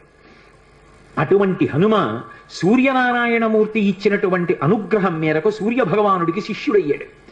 లోకంలో ఎందరో శిష్యులుంటారు, గురువుగారి దగ్గర పాఠం నేర్చుకున్న వాళ్ళు, శాస్త్రం చదువుకున్న వాళ్ళు. కానీ అందరు శిష్యులు ఒకెత్తు, హనుమ ఒక్కరూ ఒకెత్తు. హనుమ వంటి శిష్యుడు లోకంలో ఉండరు. ఎందుచేత అంటే లోకంలో ఎక్కడైనా గురువు పాఠం చెప్పాలి అంటే తాను స్థిరంగా కూర్చుని శిష్యుల్ని కూర్చోబెట్టుకుని పాఠం చెప్తారు. అథవా గురువుగారు అటు ఇటు నడుస్తూ పాఠం చెప్పడం విన్నాం, గురువుగారు మధ్యలో తెర కట్టుకుని శిష్యులకు పాఠం చెప్పడం విన్నాం పతంజలి చరిత్రలో. కానీ సూర్యుడు హనుమకి పాఠం చెప్పడానికి ఆగకూడదు, ఎందుకంటే కాలగమనం ఆగిపోతుంది కాబట్టి ఆయన ఉదయాద్రి మీద బయలుదేరి అస్తాద్రికి వెళ్ళిపోయే పర్యంతము ఆయనతో పాటుగా ప్రయాణిస్తూ పాఠం వినాలి. ఆయన పోని ప్రయాణించేటప్పుడు చంద్రుళ్ళ సుధాకిరణుడై ఏం చల్లగా ఉండడు, నిమిషానికి ఆయన తేజస్సుని పుంజేసుకుంటాడు. మధ్యాహ్న కాలం అయ్యేటప్పటికి మార్తాండ బింబంగా ఉంటాడు, దుర్విరీక్షమైనటువంటి ప్రకాశంతో ఉంటాడు. అటువంటి సూర్యనారాయణమూర్తి దగ్గర కూర్చుని పాఠం వినడం ఎలా సాధ్యం? పోని గురువుగారు పాఠం చెప్తుంటే ఆయన నేర్చుకున్నది వ్యాకరణం. పైగా వ్యాకరణం నేర్చుకోవాలి అంటే కేవలం విని నేర్చుకోవడం కుదరదు, పుస్తకం చేతితో పట్టుకుని గురువుగారికి పక్కన నిలబడి ఇలా చెవి పెట్టి గురువుగారితో సమానంగా కూర్చోవడం కానీ గురువుగారితో సమానంగా నిలబడడం కానీ చేసి పాఠం నేర్చుకోకూడదు. గురువుగారు వస్తుంటే కొంచెం ముందుకు వెడుతూ ఇలా చెవి పెట్టి విందామంటే గురువుగారికి పృష్ఠభాగం చూపించకూడదు. గురువుగారికి ముందుకు నిలబడి పాఠం వినాలి. గురువుగారికి ఎదురుగుండా నిలబడదామంటే నిరాధారమైన ఆకాశ మార్గంలో సూర్యనారాయణమూర్తి యొక్క రథం వెళ్ళిపోతుంటుంది. దుర్నిరీక్షమైన తేజస్సు క్షణానికి పుంజేసుకుని మీదకొస్తాడు. అంత వేగంతో సూర్యుడు వస్తే అంత వేగంతో వెనక్కి నడుస్తూ చేతిలో శాస్త్రం పట్టుకుని శాస్త్రం వంక చూస్తూ గురువుగారి ముఖం వంక చూస్తూ గురువుగారు చెప్పిన మాటలు వింటూ శ్రద్ధతో చదువుకుంటూ నేర్చుకుంటూ వెనక్కి నడిచి గురువుగారు అస్తాద్రికి చేరుకునేటప్పటికీ శిష్యుడు అస్తాద్రికి చేరుకుని ఆ రోజు పాఠం పూర్తి చేయాలి. ఎవరైనా వెళ్ళగలరా? సూర్యుడి దగ్గర పాఠం నేర్చుకోగలరా? మహానుభావుడైనటువంటి స్వామి హనుమ నేర్చుకున్నాడు. అందుకే సూర్యనారాయణమూర్తికి తన శిష్యుడైనటువంటి హనుమ పేరు చెప్తే ఎంత సంతోషం, ఇటువంటి శిష్యుడు ఎక్కడ దొరుకుతాడని. శిష్యుడి పేరు చెప్తే గురువు పులకించిపోవాలి. దేని చేత అంటే శిష్యుడి యొక్క నడవడి చేత. శిష్యుడి నడవడి చూసి గురువు ఛీ అనే రోజు తెచ్చుకోకూడదు. అంతకన్నా అసహ్యకరమైన విషయం లోకంలో ఎక్కడుంటుంది? కాబట్టి ఆ హనుమ యొక్క వినయం, ఆ హనుమ యొక్క నడవడి చూసి గురువైనటువంటి సూర్యనారాయణమూర్తి పరవశించిపోయేవాడు. విచిత్రం ఏమిటంటే హనుమకి గురువు సూర్యనారాయణమూర్తి, ఆ సూర్య వంశంలో ప్రభవించినటువంటి వాడు రామచంద్రమూర్తి. రామచంద్రమూర్తికి గురువు వశిష్ఠుడు. రామచంద్రమూర్తికి గురువు వశిష్ఠుడైతే రామచంద్రమూర్తి స్వామి హనుమకి సమస్తం. యథార్థానికి స్వామి హనుమకి తల్లి రాముడే, తండ్రి రాముడే, గురువు రాముడే, దైవం రాముడే, అన్నీ రాముడే. అసలు శాస్త్రంలో ఒక సీతారామాంజనేయ సంవాదం అని ఒక విషయం చెప్తారు. రామతారక మంత్రోపదేశం హనుమకి ఎవరు చేశారు అంటే సీతమ్మ చేసింది అంటారు. హనుమకి వేదాంత జ్ఞానం నేర్పిన వారు ఎవరు అంటే రామచంద్రమూర్తి, రాముడు గురువు హనుమకి. సూర్యుడి దగ్గర వ్యాకరణ పాఠం అంతా నేర్చుకున్నాడు, కానీ ఆ వినయానికి సూర్యుడు పొంగిపోతాడు. నాకు ఇప్పటికీ తిరుపతి వెడితే ఆ పద్మావతి అమ్మవారి దేవస్థానానికి వెళ్ళి జగదంబని సేవించి వచ్చిన తర్వాత పద్మ సరోవరం ఎదురుగుండా సూర్యనారాయణమూర్తి ఉంటారు, రెండు చేతుల్లో ఇలా కమలాలు పట్టుకుని. ఆయన దగ్గరికి వెళ్ళి ప్రదక్షిణం చేసి కూర్చోగానే నాకు మొట్టమొదట జ్ఞాపకం వచ్చేవారు ఎవరంటే హనుమ. ఎందుకంటే ఈ గురువు గారు ఎంత మురిసిపోతూ ఉంటారో ఆయన్ని శిష్యుడిని తలుచుకుని. అది కదా శిష్యుడంటే. శిష్యుడి పేరు చెప్పేటప్పటికీ గురువు పరవశించిపోవాలి. గురువు సదా నా శిష్యుడు రక్షింపబడుగాక అని మనసులో అంత సంతోషంతో ప్రార్థన చేసేటట్టుగా శిష్యుడి యొక్క నడవడి ఉండాలి. అందుకే ఆ సూర్యనారాయణమూర్తి దగ్గర వ్యాకరణం నేర్చుకున్నారు, వేదాంతాన్ని రామచంద్రమూర్తి దగ్గర నేర్చుకున్నారు హనుమ. రామచంద్రమూర్తికి వేదాంత జ్ఞానము పట్ల విశేషమైనటువంటి అనురక్తి, ధర్మానుష్ఠానమునందు కూడా అంతే అనురక్తి. మనకి పూర్వమీమాంస ఉత్తరమీమాంస అని రెండు ఉంటాయి. పూర్వమీమాంస ధర్మాన్ని ప్రతిపాదన చేస్తుంది, అందుకే దానికి ధర్మమునందు అనురక్తి కల్పించేటటువంటి శాస్త్రము అని ధర్మ జిజ్ఞాస అని పిలుస్తారు. ఉత్తరమీమాంస పరావిద్యని చెప్తుంది, అపరావిద్యని మిగిలినవి చెప్తాయి. పరావిద్య అంటే మోక్షమునకు కారణమైనటువంటి వేదాంత శాస్త్రం. అది కేవలము కూడా బ్రహ్మ జిజ్ఞాస అంటారు. బ్రహ్మ జిజ్ఞాస అంటే కేవలము జ్ఞానమునందు అనురక్తి. ఆ జ్ఞానము ఎవరికి కలుగుతుందో వాడే మోక్షమునకు అర్హుడవుతాడు. వాడు జీవన్ముక్తుడు అంటారు. శరీరంతో ఉండి కూడా మోక్షాన్ని పొందేసిన వాడే. శరీరం పడిపోయిన తర్వాత పొందేది విదేహ మోక్షం, అంతేకాని చచ్చిపోయిన తర్వాత ఎప్పుడో మోక్షం వస్తుంది అన్నది అద్వైత సిద్ధాంతం కాదు. జ్ఞానము కలిగిన కారణం చేత శరీరంతో ఉండగానే మోక్షాన్ని పొందేస్తాడు. అందుకే కురుడిని పూర్ణాహుతిలో వాడతారు. అది పెంకు నుంచి విడిపోతుంది. శరీరంలో ఉన్న గుడుగుడులాడుతూ తాను వేరుగా ఆత్మగా ఉంటాడు, సాక్షిగా శరీరాన్ని చూస్తూ ఉంటాడు. ఆ జ్ఞానమునకు ఎవరు చేరిపోయాడో అటువంటి వాడికి ఇక విహిత కర్మ నిషిద్ధ కర్మ అన్న రెండు మాటలు అన్వయం అవ్వవు, అన్నిటికీ అతీతంగా ఉంటాడు. అదిగో అటువంటి మహాజ్ఞానులలో అగ్రగణ్యుడెవరు అంటే స్వామి హనుమ. సాధారణంగా లోకంలో హనుమ అనేటప్పటికీ ఏం చెప్తామంటే ఆయన చాలా గొప్ప బలవంతుడు అంటారు, భజరంగ బలి అంటుంటారు. ఉత్తర భారతదేశం అంతా కూడా ఆయనది ఉక్కు ముక్క లాంటి శరీరం అంటారు. కానీ యథార్థం మనకు అదొక్కటే కాదు. అసలు హనుమ యొక్క తత్వాన్ని అద్భుతంగా అనుభవించిన మహాపురుషుల్లో ఒకడు సంతు గోస్వామి తులసీదాస్. తులసీదాస్ గారు ఆయన మీద కొన్ని ప్రార్థనా శ్లోకాలు చెప్పారు. హనుమాన్ చాలీసా చేసే అలవాటు ఉన్నవారు ఆ ప్రార్థనా శ్లోకాలు చేస్తారు, అవి సంస్కృతంలో ఇచ్చారు ఆయన. దాన్ని ఆ ప్రార్థనా శ్లోకం చెప్తూ అతులిత బలధామం స్వర్ణ శైలాభదేహం ధనుజవన కుశానం జ్ఞానినామగ్రగణ్యం అంటారు తులసీదాస్ గారు. అతులిత బలధామం, అతులిత అంటే పోల్చడానికి ఇక అటువంటి బలం ఉన్నవాడు లేడు, ఆయన బలంతో సమానమైన బలం ఉన్నవాడు అని చెప్పడానికి వీల్లేదు. ఎందుకని కింద ఒక పెద్ద విషయం ఉంది, స్వర్ణ శైలాభదేహం. భ కాంతి, బంగారు కాంతి శరీరంలోంచి వస్తూ ఉంటుంది.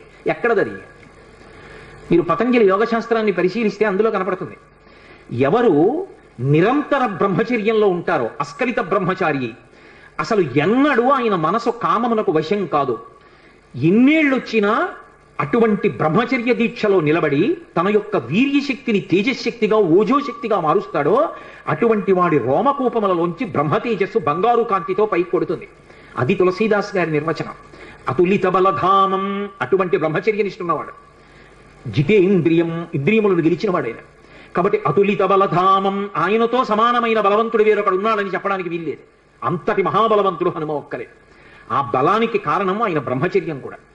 అతులిత బలధామం స్వర్ణ శైలాభదేహం, అది యోగశాస్త్ర రహస్యం. అందుకన్నారు తులసీదాస్ గారు ఏదో శరీరం బంగారు కాంతి అని చెప్పడానికి కాదు.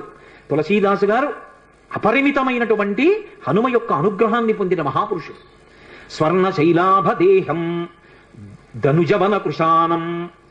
రాక్షసులు అనబడేటటువంటి వనాన్ని అంతటినీ కూడా కార్చిచ్చు రూపంలో కాల్చేసిన వారు. కార్చిచ్చు అని అంటుకుంటుంది అరణ్యంలో, రోహిణీ కార్తీ అటువంటి వాటి సమయంలో అంటుకుంటుంది. అసలు ఆ కార్చిచ్చు చూడ్డానికి భయం వేస్తుంది.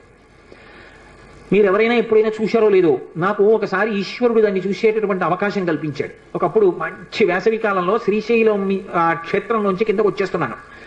మేము వచ్చేస్తున్నటువంటి కొండలకి ఆవలి వైపు కొండల మీద కార్చిచ్చు అంటుకుంది. కార్చిచ్చుకో లక్షణం ఉంటుంది, మామూలుగా ఇలా నిలబడి మండదది, అది దూకుతుంది మంట. అసలు చూడ్డానికి గజ గజ గజ గజ వణికిపోతాం. అది ఇక్కడి నుంచి పెద్ద వలయం తిరిగినట్టుగా ఇలా తిరుగుతుంది, తిరిగి దూకుతుంది అవతల వైపుకి. ఆ దూకుతున్నప్పుడు అది దేని మీదకి దూకుతూ వెడుతుంటుందో అదంతా బూది కుప్పల కింద పడిపోతుంటాయి చెట్లు. అది అలా అంటుకుపోతుంది, అంటుకుపోయి వ్యాపించేస్తూ దూకుతూ వెళ్ళిపోతుంది. అలా ఒక గంట ఉందంటే అరణ్యం అంతా కాలిపోతుంది. అందులోంచి ప్రాణులు కూడా తప్పుకోలేవు, ఎంత వేగంగా వెళ్లే ప్రాణులు కూడా కాలిపోతాయి, పక్షులు కూడా పడిపోతాయి ఆ వేడికి. అలా వెడుతుంది. అబ్బా, ఏమి ఉపమానం అండి తులసీదాస్ గారిది! ఏం అనుభవించారు హనుమ యొక్క శక్తిని! ఎవరు వెయ్యగలరు ఇంకటువంటి ఉపమానం? హనుమ యొక్క అవతారమే అంటారు. హనుమతో మాట్లాడేవారు, హనుమతో కలిసి కూర్చున్నారు, హనుమ వలన ఎన్నో విషయాలు తెలుసుకున్నారు ఆయన. అటువంటి వారు కాబట్టి అటువంటి మాటలు వెయ్యగలిగారు హనుమ గురించి. అందుకే హనుమాన్ చాలీసా అంత శక్తివంతమైంది లోకంలో. స్వర్ణ శైలాభదేహం ధనుజవన కృషానం జ్ఞానినామగ్రగణ్యం. ఇది తులసీదాస్ గారి ప్రార్థన. ఇప్పుడు నేను తులసీదాస్ గారి ప్రార్థన అంతా చెప్పి వ్యాఖ్యానం చేయడం అంటే అయ్యే పని యథార్థానికి. ఏదో పైకి తేల్చేస్తున్నాను కానీ ఎప్పుడైనా నాతో పరమేశ్వరుడు హనుమాన్ చాలీసాకి వ్యాఖ్యానం చేస్తే అప్పుడు ఇందులో. కాబట్టి జ్ఞానినామగ్రగణ్యం, జ్ఞానుల యందు అగ్రగణ్యుడు. మామూలు వాడు కాదాయన, జ్ఞానుల యందు అగ్రగణ్యమైనటువంటి వాడు. ఎక్కడిది ఈ విషయాలన్నీ తులసీదాస్ గారు ఎట్నుంచి కలుపుతున్నారు? నేను ఇందాక మీతో మనవి చేశానే, ధర్మ జిజ్ఞాస బ్రహ్మ జిజ్ఞాస అని ఉంటాయి అని. ధర్మ జిజ్ఞాస రాముడు అరణ్యవాసంలోనూ రాజ్య పరిపాలనలోనూ నిరూపణం చేశాడు. ఆయన ఎక్కడ నేర్చుకున్నాడు ఈ బ్రహ్మ జిజ్ఞాస? యోగవాసిష్టం అని ఓ గ్రంథం ఉంది, అద్వైత సిద్ధాంతానికి ఆయుపట్టు. వశిష్ఠుడు గురువై అద్వైత రహస్యములను, అసలు అది జ్ఞానవాసిష్టము అంటారు. అటువంటి జ్ఞానాన్నంతటినీ వశిష్ఠుడు రామచంద్రమూర్తికి ప్రబోధం చేశాడు. అప్పుడు విన్నాడు, అనుభవంలోకి తెచ్చుకున్నాడు. మీరు ఎప్పుడైనా అటువంటి మూర్తిని చూశారో లేదో నాకు తెలియదు. నాకు జ్ఞాపకం ఉంటే నేను ఈ 5 రోజుల్లో మీకు ఆ మూర్తిని తీసుకొచ్చి చూపిస్తాను. ఒక అద్భుతమైన ప్రార్థనా శ్లోకం ఉంటుంది. రాముడు రాజ్య పరిపాలకుడిగా కాదు, గురువుగా కూర్చుంటే ఎలా కూర్చుంటాడు. వైదేహీ సహితం సురద్రుమతలే హైమే మహామంటపే మధ్యే పుష్పకమాసనే మణిమయే వీరాసనేసు స్థితం అగ్రే వాచయతి ప్రభంజనసుతే తత్వం మునిభ్యః పరం వ్యాఖ్యాంతం భరతాదిభి పరివృతం రామం భజే శ్యామలం అని. ఇందులో ఒక పెద్ద చమత్కారం ఉంది. హనుమ పాఠం నేర్చుకోవడం అంటే ఎన్ని విచిత్రాలు జరిగాయి అనుకుంటున్నారు? రాముడు ఎక్కడ నేర్చుకున్నాడు అసలు ఈ చెప్తున్న పాఠాన్ని? వశిష్ఠుడి దగ్గర నేర్చుకున్నాడు. వశిష్ఠుడు ఎవరు? శ్రీమన్నారాయణుని యొక్క శిష్యుడు. ఎందుకని?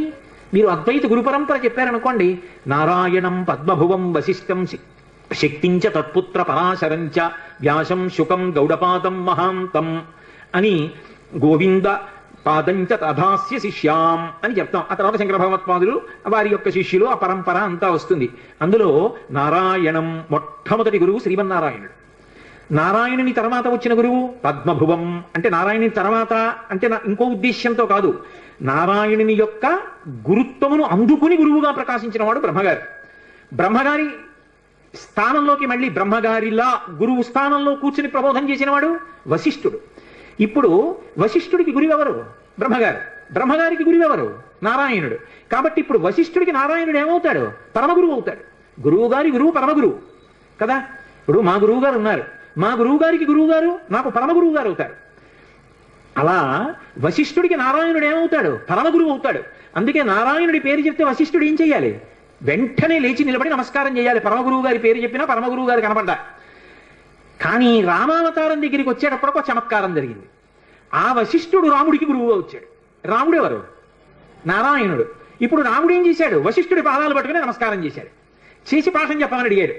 ఇప్పుడు తనకి పరమగురువైన నారాయణుడు తనకి శిష్యుడై తన కాళ్ళు పట్టుకుంటే పాఠం చెప్పాడు వశిష్ఠుడు. ఇదొక చమత్కారం రామావతారంలో గురు శిష్యుల విషయంలో. అటువంటి వశిష్ఠుడి దగ్గర యోగవాసిష్టం జ్ఞానవాసిష్టం నేర్చుకున్నాడు, అనుభవంలోకి తెచ్చుకున్నాడు. తెచ్చుకుని ఇప్పుడు ఈ పాఠం ఎవరికి చెప్పాలి? దానికి అర్హుడైన వాడు ఉండాలి. ఎవడు అర్హుడు? ఏ కోరిక లేనివాడు. ఏ కోరిక లేకపోవడం అంత తేలిక మార్గం అనుకోకండి. ఏ కోరిక అడగడానికి లేకపోవడం అంటే అది గురువు గారు కోరుకునేటటువంటి అద్భుత స్థితి కలిగిన శిష్యుని యొక్క లక్షణం. అదే సామాన్యమైన విషయం కాదు. ఎవరుంటారు అలా? కనపడడం ఏం మాటలండి. ఆ స్థితికి చేరుకోవడం హనుమ ఒక్కరే. అందుకే వైదేహీ సహితం సురద్రుమతలే హైమే మహామండపే, బంగారు మండపంలో రామచంద్రమూర్తి కూర్చున్నారు. మునులు కూడా వచ్చారు ఆయన దగ్గర వినడానికి. కానీ ఆయన ఎవరికి ఉపదేశం చేశారో తెలుసా? ఆయనకి ఉపదేశం చేస్తుంటే మిగిలిన వాళ్ళందరూ విన్నారు. ఎవరికి? హనుమకి ఉపదేశం చేశారు. ఎందుకని? అగ్రేవాచయతి ప్రభంజన సుతే తత్వం మునిభ్య పరం వ్యాఖ్యాంతం భరతాధిభి పరివృతం రామం భజే శ్యామలం. నీలమేఘఛాయ కలిగినటువంటి రాముడు తత్వోపదేశం చేస్తే ఇలా ముద్ర పడతాడు, చిన్ముద్ర. ఇలా చిన్ముద్ర పట్టి ఎలా కూర్చుంటాడంటే వీరాసనే సుస్థితం. ఈ కాలు తీసి ఈ కాలు మీద వేసుకుంటాడు. దాన్ని వీరాసనం అంటారు. అంటే గురువు గారు కేవలం జ్ఞానోపదేశం చెయ్యడానికి మాత్రమే కూర్చున్నారు. ఇక అంతకన్నా పై స్థాయి ఉండదు. ఇక అదొక అద్భుతమైన స్థాయి. లోకంలో ఇక జ్ఞానం ఇవ్వడం కన్నా గొప్పదేది లేదు. ఆ స్థితిలో గురువు గారు కూర్చున్నారు అని గుర్తు ఏమిటంటే, ఒక మోకాలు మీదకి రెండో కాలు వేసుకుంటారు. దక్షిణామూర్తి కూర్చుంటాడు. అలా కూర్చుంటే చుట్టూ సనకసనందనాథులు కూర్చుంటారు. అలా రాముడు కూర్చున్నాడు. ఇలా కాలు మీద కాలేసి కూర్చుంటే తొడ మీద, ఎడమ తొడ మీద వైదేహీ సహితం సీతమ్మ కూర్చుంది. ఎందుకు సీతమ్మ కూర్చోవడం? ఎందుకు? గురువు గురుపత్ని అభేదం. గురువు గారు ఎంతో గురుపత్ని అంతే. గురువు గారు వేదాంత పాఠం చెప్తున్నప్పుడు గురుపత్ని కూడా అంతే వేదాంత ధోరణిలో ఉంటుంది. అందుకే జానకీ సహితం సీతా సహితం అనలేదు, వైదేహీ సహితం. వైదేహి అంటే విదేహ వంశంలో పుట్టింది, శరీర భ్రాంతి లేదు. తాను కూడా ఆత్మగా రమిస్తున్న సీతమ్మ. అటువంటి సీతమ్మ రాముడి తొడ మీద కూర్చుని ఉండగా వీరాసనంలో కూర్చుని సురద్రుమతలే హైమే మహామండపే మధ్యే పుష్పకమాసనే మణిమయే వీరాసనే సుస్థితం. చక్కగా కూర్చున్నాడు. ముందు సుస్థితం, బాగా సువ్యవస్థితంగా గురువుగారు కూర్చుంటే కదా పాఠం చెప్పడం. సుస్థితం. అంతమంది మునులు ఉన్నారు, భరతాదులు ఉన్నారు. భరతుడు యువరాజు. ముందు యువరాజు కూర్చోవాలి, కానీ భరతుడు కాదు కూర్చున్నది. ఎవరిని కూర్చోబెట్టారు ముందు? ఎవరికి చేస్తున్నాడు ఉపదేశం? అగ్రేవాచయతి ప్రభంజన సుతే, ప్రభంజన సుతుణ్ణి కూర్చోబెట్టారు. ప్రభంజనుడు అంటే వాయువు, వాయువు యొక్క కుమారుణ్ణి కూర్చోబెట్టారు. ఇందులో ఒక చమత్కారం ఉంది. మామూలుగా వాయువు అంటారు, ప్రభంజనుడు అని ఎప్పుడంటారంటే విరిచేసేంత వేగంగా వెళ్ళిపోతాయి. వాయువు మామూలుగా వీస్తోంది అనుకోండి, అందరికీ సంతోషంగా ఉంటుంది. అదే వాయువు ఏ పెను తుఫానో వచ్చినప్పుడు వీచినట్టుగా విపరీత వేగంతో వీసిందనుకోండి, ఎదురుగుండా ఉన్న వస్తువు విరి కింద పడిపోతున్నది. కర్ర కానివ్వండి, చెట్టు కానివ్వండి, స్తంభం కానివ్వండి. అప్పుడు ప్రభంజనుడు అంటారు. హనుమతి ఎటువంటి వేగం? మనోజవం అరుతతుల్య వేగం. విపరీతమైన వేగం శరీరానికి ఉంది, అంతే వేగం మనస్సుకుంది. కానీ గురువు గారి దగ్గర కూర్చున్నప్పుడు ఎలా కూర్చుంటారంటే శరీరము కదలదు, మనసు కదలదు. మనకంత వేగం లేకపోయినా శరీరము అంత వేగంగా వెళ్ళదు. నిజానికి హనుమ మనసుకున్నంత వేగము లేదు. అయినా కూడా మన మనసు గురువు గారి దగ్గర ఉండదు. పాఠం మీద ఉండదు, శాస్త్రం మీద ఉండదు, భగవంతుడి మీద ఉండదు. మిమ్మల్ని కాదు, నాబోటి గారి గురించి చెప్తున్నా. ఎక్కడో తిరుగుతుంటుంది. ఆయన అంత వేగంగా వెళ్ళగలిగిన వాడు గురువు గారి దగ్గరికి వచ్చేటప్పటికి అంత నిశ్చలంగా కూర్చుంటాడు. ప్రభంజన సుతే తత్వం మునిభ్య పరం. హనుమకి చెప్తుంటే మిగిలిన వాళ్ళు విన్నారు తప్ప యువరాజని భరతుణ్ణి కాని మునులని మిగిలిన వాళ్ళని కానీ కూర్చోబెట్ల. ఒక్క హనుమని కూర్చోబెట్టారు. ఎందుకని? ఏ కోరిక లేకుండా మనసులో నాకు ఇది కావాలన్న కోరిక లేదు. అందుకని బ్రహ్మ జిజ్ఞాస అందుకోవడానికి అర్హుడయ్యాడు. గురువు గారు అలా కూర్చున్నారు అంటే అది అందుకోవడానికి అర్హుడైన శిష్యుడిగా కూర్చోవడం అంటే అంతకన్నా అదృష్టం జీవితంలో ఏముంటుందండి. ఇంకా గురువు గారు అలా వచ్చి కూర్చున్నారంటే శిష్యుడిగా నేను కూర్చుంటానండి అనాలి అంటే ఇన్ని కోట్ల జన్మల అదృష్టం ఉంటే అంటారు అన్నమాట. కాబట్టి హనుమని కూర్చోబెట్టారు ఎదురుగుండా. తత్వం మునిభ్య పరం. దక్షిణామూర్తిలో ఇలా చిన్ముద్ర పట్టాడు రాముడు. చిన్ముద్ర పట్టి అగ్రేవాచయతి ప్రభంజన సుతే తత్వం మునిభ్య పరం వ్యాఖ్యాంతం భరతాధిభి పరివృతం రామం భజే శ్యామలం. హనుమకి చెప్తుండగా వేదాంతాన్ని మిగిలిన వాళ్ళందరూ విన్నారు. ఈ జ్ఞాన మార్గాన్ని, ఈ బ్రహ్మ జిజ్ఞాస బాగా అనుభవంలోకి తెచ్చుకున్నవారు. అందుకే మీకు మహాభారతంలో ఆరణ్య పర్వంలో గంధమాదన పర్వతంలో ఆ అరటి తోటలో ఒక పర్వత గుహలో యోగంలో తనలో తాను రమిస్తూ కూర్చుని ఉంటారు. అంతటి మహాయోగమూర్తి హనుమ. అటువంటి వారు అంతటి మహాశక్తివంతుడు. ఎంత శక్తివంతుడో అంత వేగంతో వెళ్ళగలిగినటువంటి వాడు.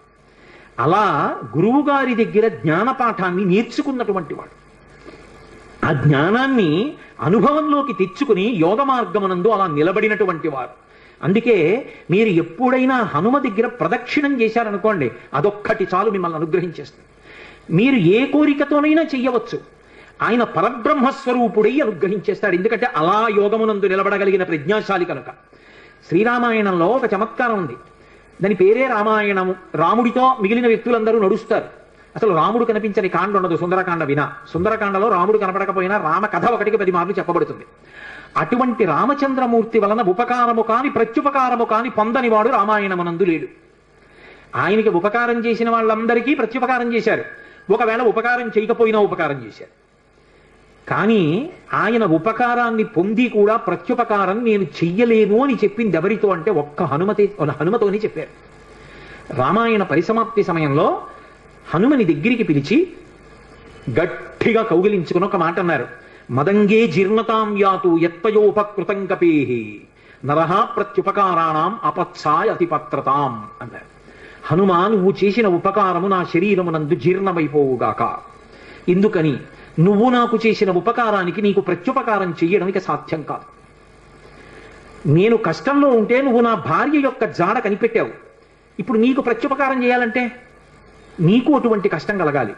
కోరచ్చా నేను? అందుకని నేను కోరను, నీకు అటువంటి ఆపద రాదు. కాబట్టి నీకు నేను ప్రత్యుపకారం చెయ్యలేను, నీవు చేసిన ఉపకారము నా శరీరమునందు జీర్ణమైపోవుగాక అని కౌగలించుకున్నారు.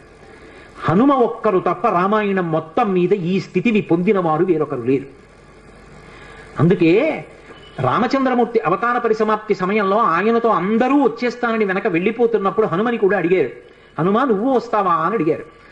రామచంద్ర ప్రభో, మీరొకటి, మీ కథ ఒకటి, మీ నామం ఒకటి కాదు, ఎక్కడ ఏమి తెలిసినా తెలియకపోయినా రామనామము రామనామము రమ్యమైనది రామనామము అంటే అక్కడ పెడతాను. రామ కథ చెప్తే పెడతా, రామాయణం చెప్తే పెడతా. ఇప్పుడు రాముడు అన్నాడు, మక్కథా ప్రచరిష్యంతి యావల్లోకే హరీశ్వర తావద్రమస్య సుప్రీతో మద్వాక్యమనుపాలయం. రామశాసనం హనుమకి. ఎక్కడ రామనామం చెప్పినా, ఎక్కడ రామ కథ చెప్పినా, ఎక్కడ రామాయణం చెప్పినా హనుమాను అక్కడికి వెళ్ళి కూర్చుని వింటూ ఉండు. హనుమ సభలోకి వచ్చారు అంటే సభలో ఉన్న వాళ్ళందరికీ మంగళమే, నన్ను నమ్మండి, చచ్చిపోయేవాడు కూడా బతుకుతాడు. హనుమ దర్శనం అంత గొప్పది. ఆయన దర్శనం చేస్తే చాలు, నిన్న మీతో చెప్పా, సంధ్యాకాల దర్శనంతో సమానం, ఉపద్రవాలు కూడా తొలగిపోతాయి, అంత శక్తివంతం హనుమద్ దర్శనం అంటే. అటువంటి హనుమ సభలోకి ప్రవేశించి అనుగ్రహిస్తారు. ఎందుకని అంటే పైన రామశాసనం ఉంది. ఇదే మహానుభావుడు తులసీదాస్ గారి జీవితంలో జరిగింది. తులసీదాస్ గారు ప్రతిరోజు గంగానదిలో స్నానం చేసి చెంబుతో కాసిన నీళ్లు తీసుకొచ్చి రావి చెట్టు మొదట్లో పోసి రావి చెట్టు కింద కూర్చుని తపస్సు చేస్తూ ఉండేవారు. ఆ రావి చెట్టు మొదట్లో గంగ నీళ్లు పోస్తుంటే గంగాజలం తగిలిందో ఏమో ఒక బ్రహ్మరాక్షసుడు పైనుంచి కిందకి దిగాడు. బ్రహ్మరాక్షసుడు అంటే ఎవరు అనుకుంటారేమో, వేదం చదువుకుని కూడా దొంగతనాలు లాంటివి చేసి బ్రతికిన వాళ్ళు బ్రహ్మరాక్షసులు అవుతారు, పతంజలి చరిత్రలో చెప్తారు.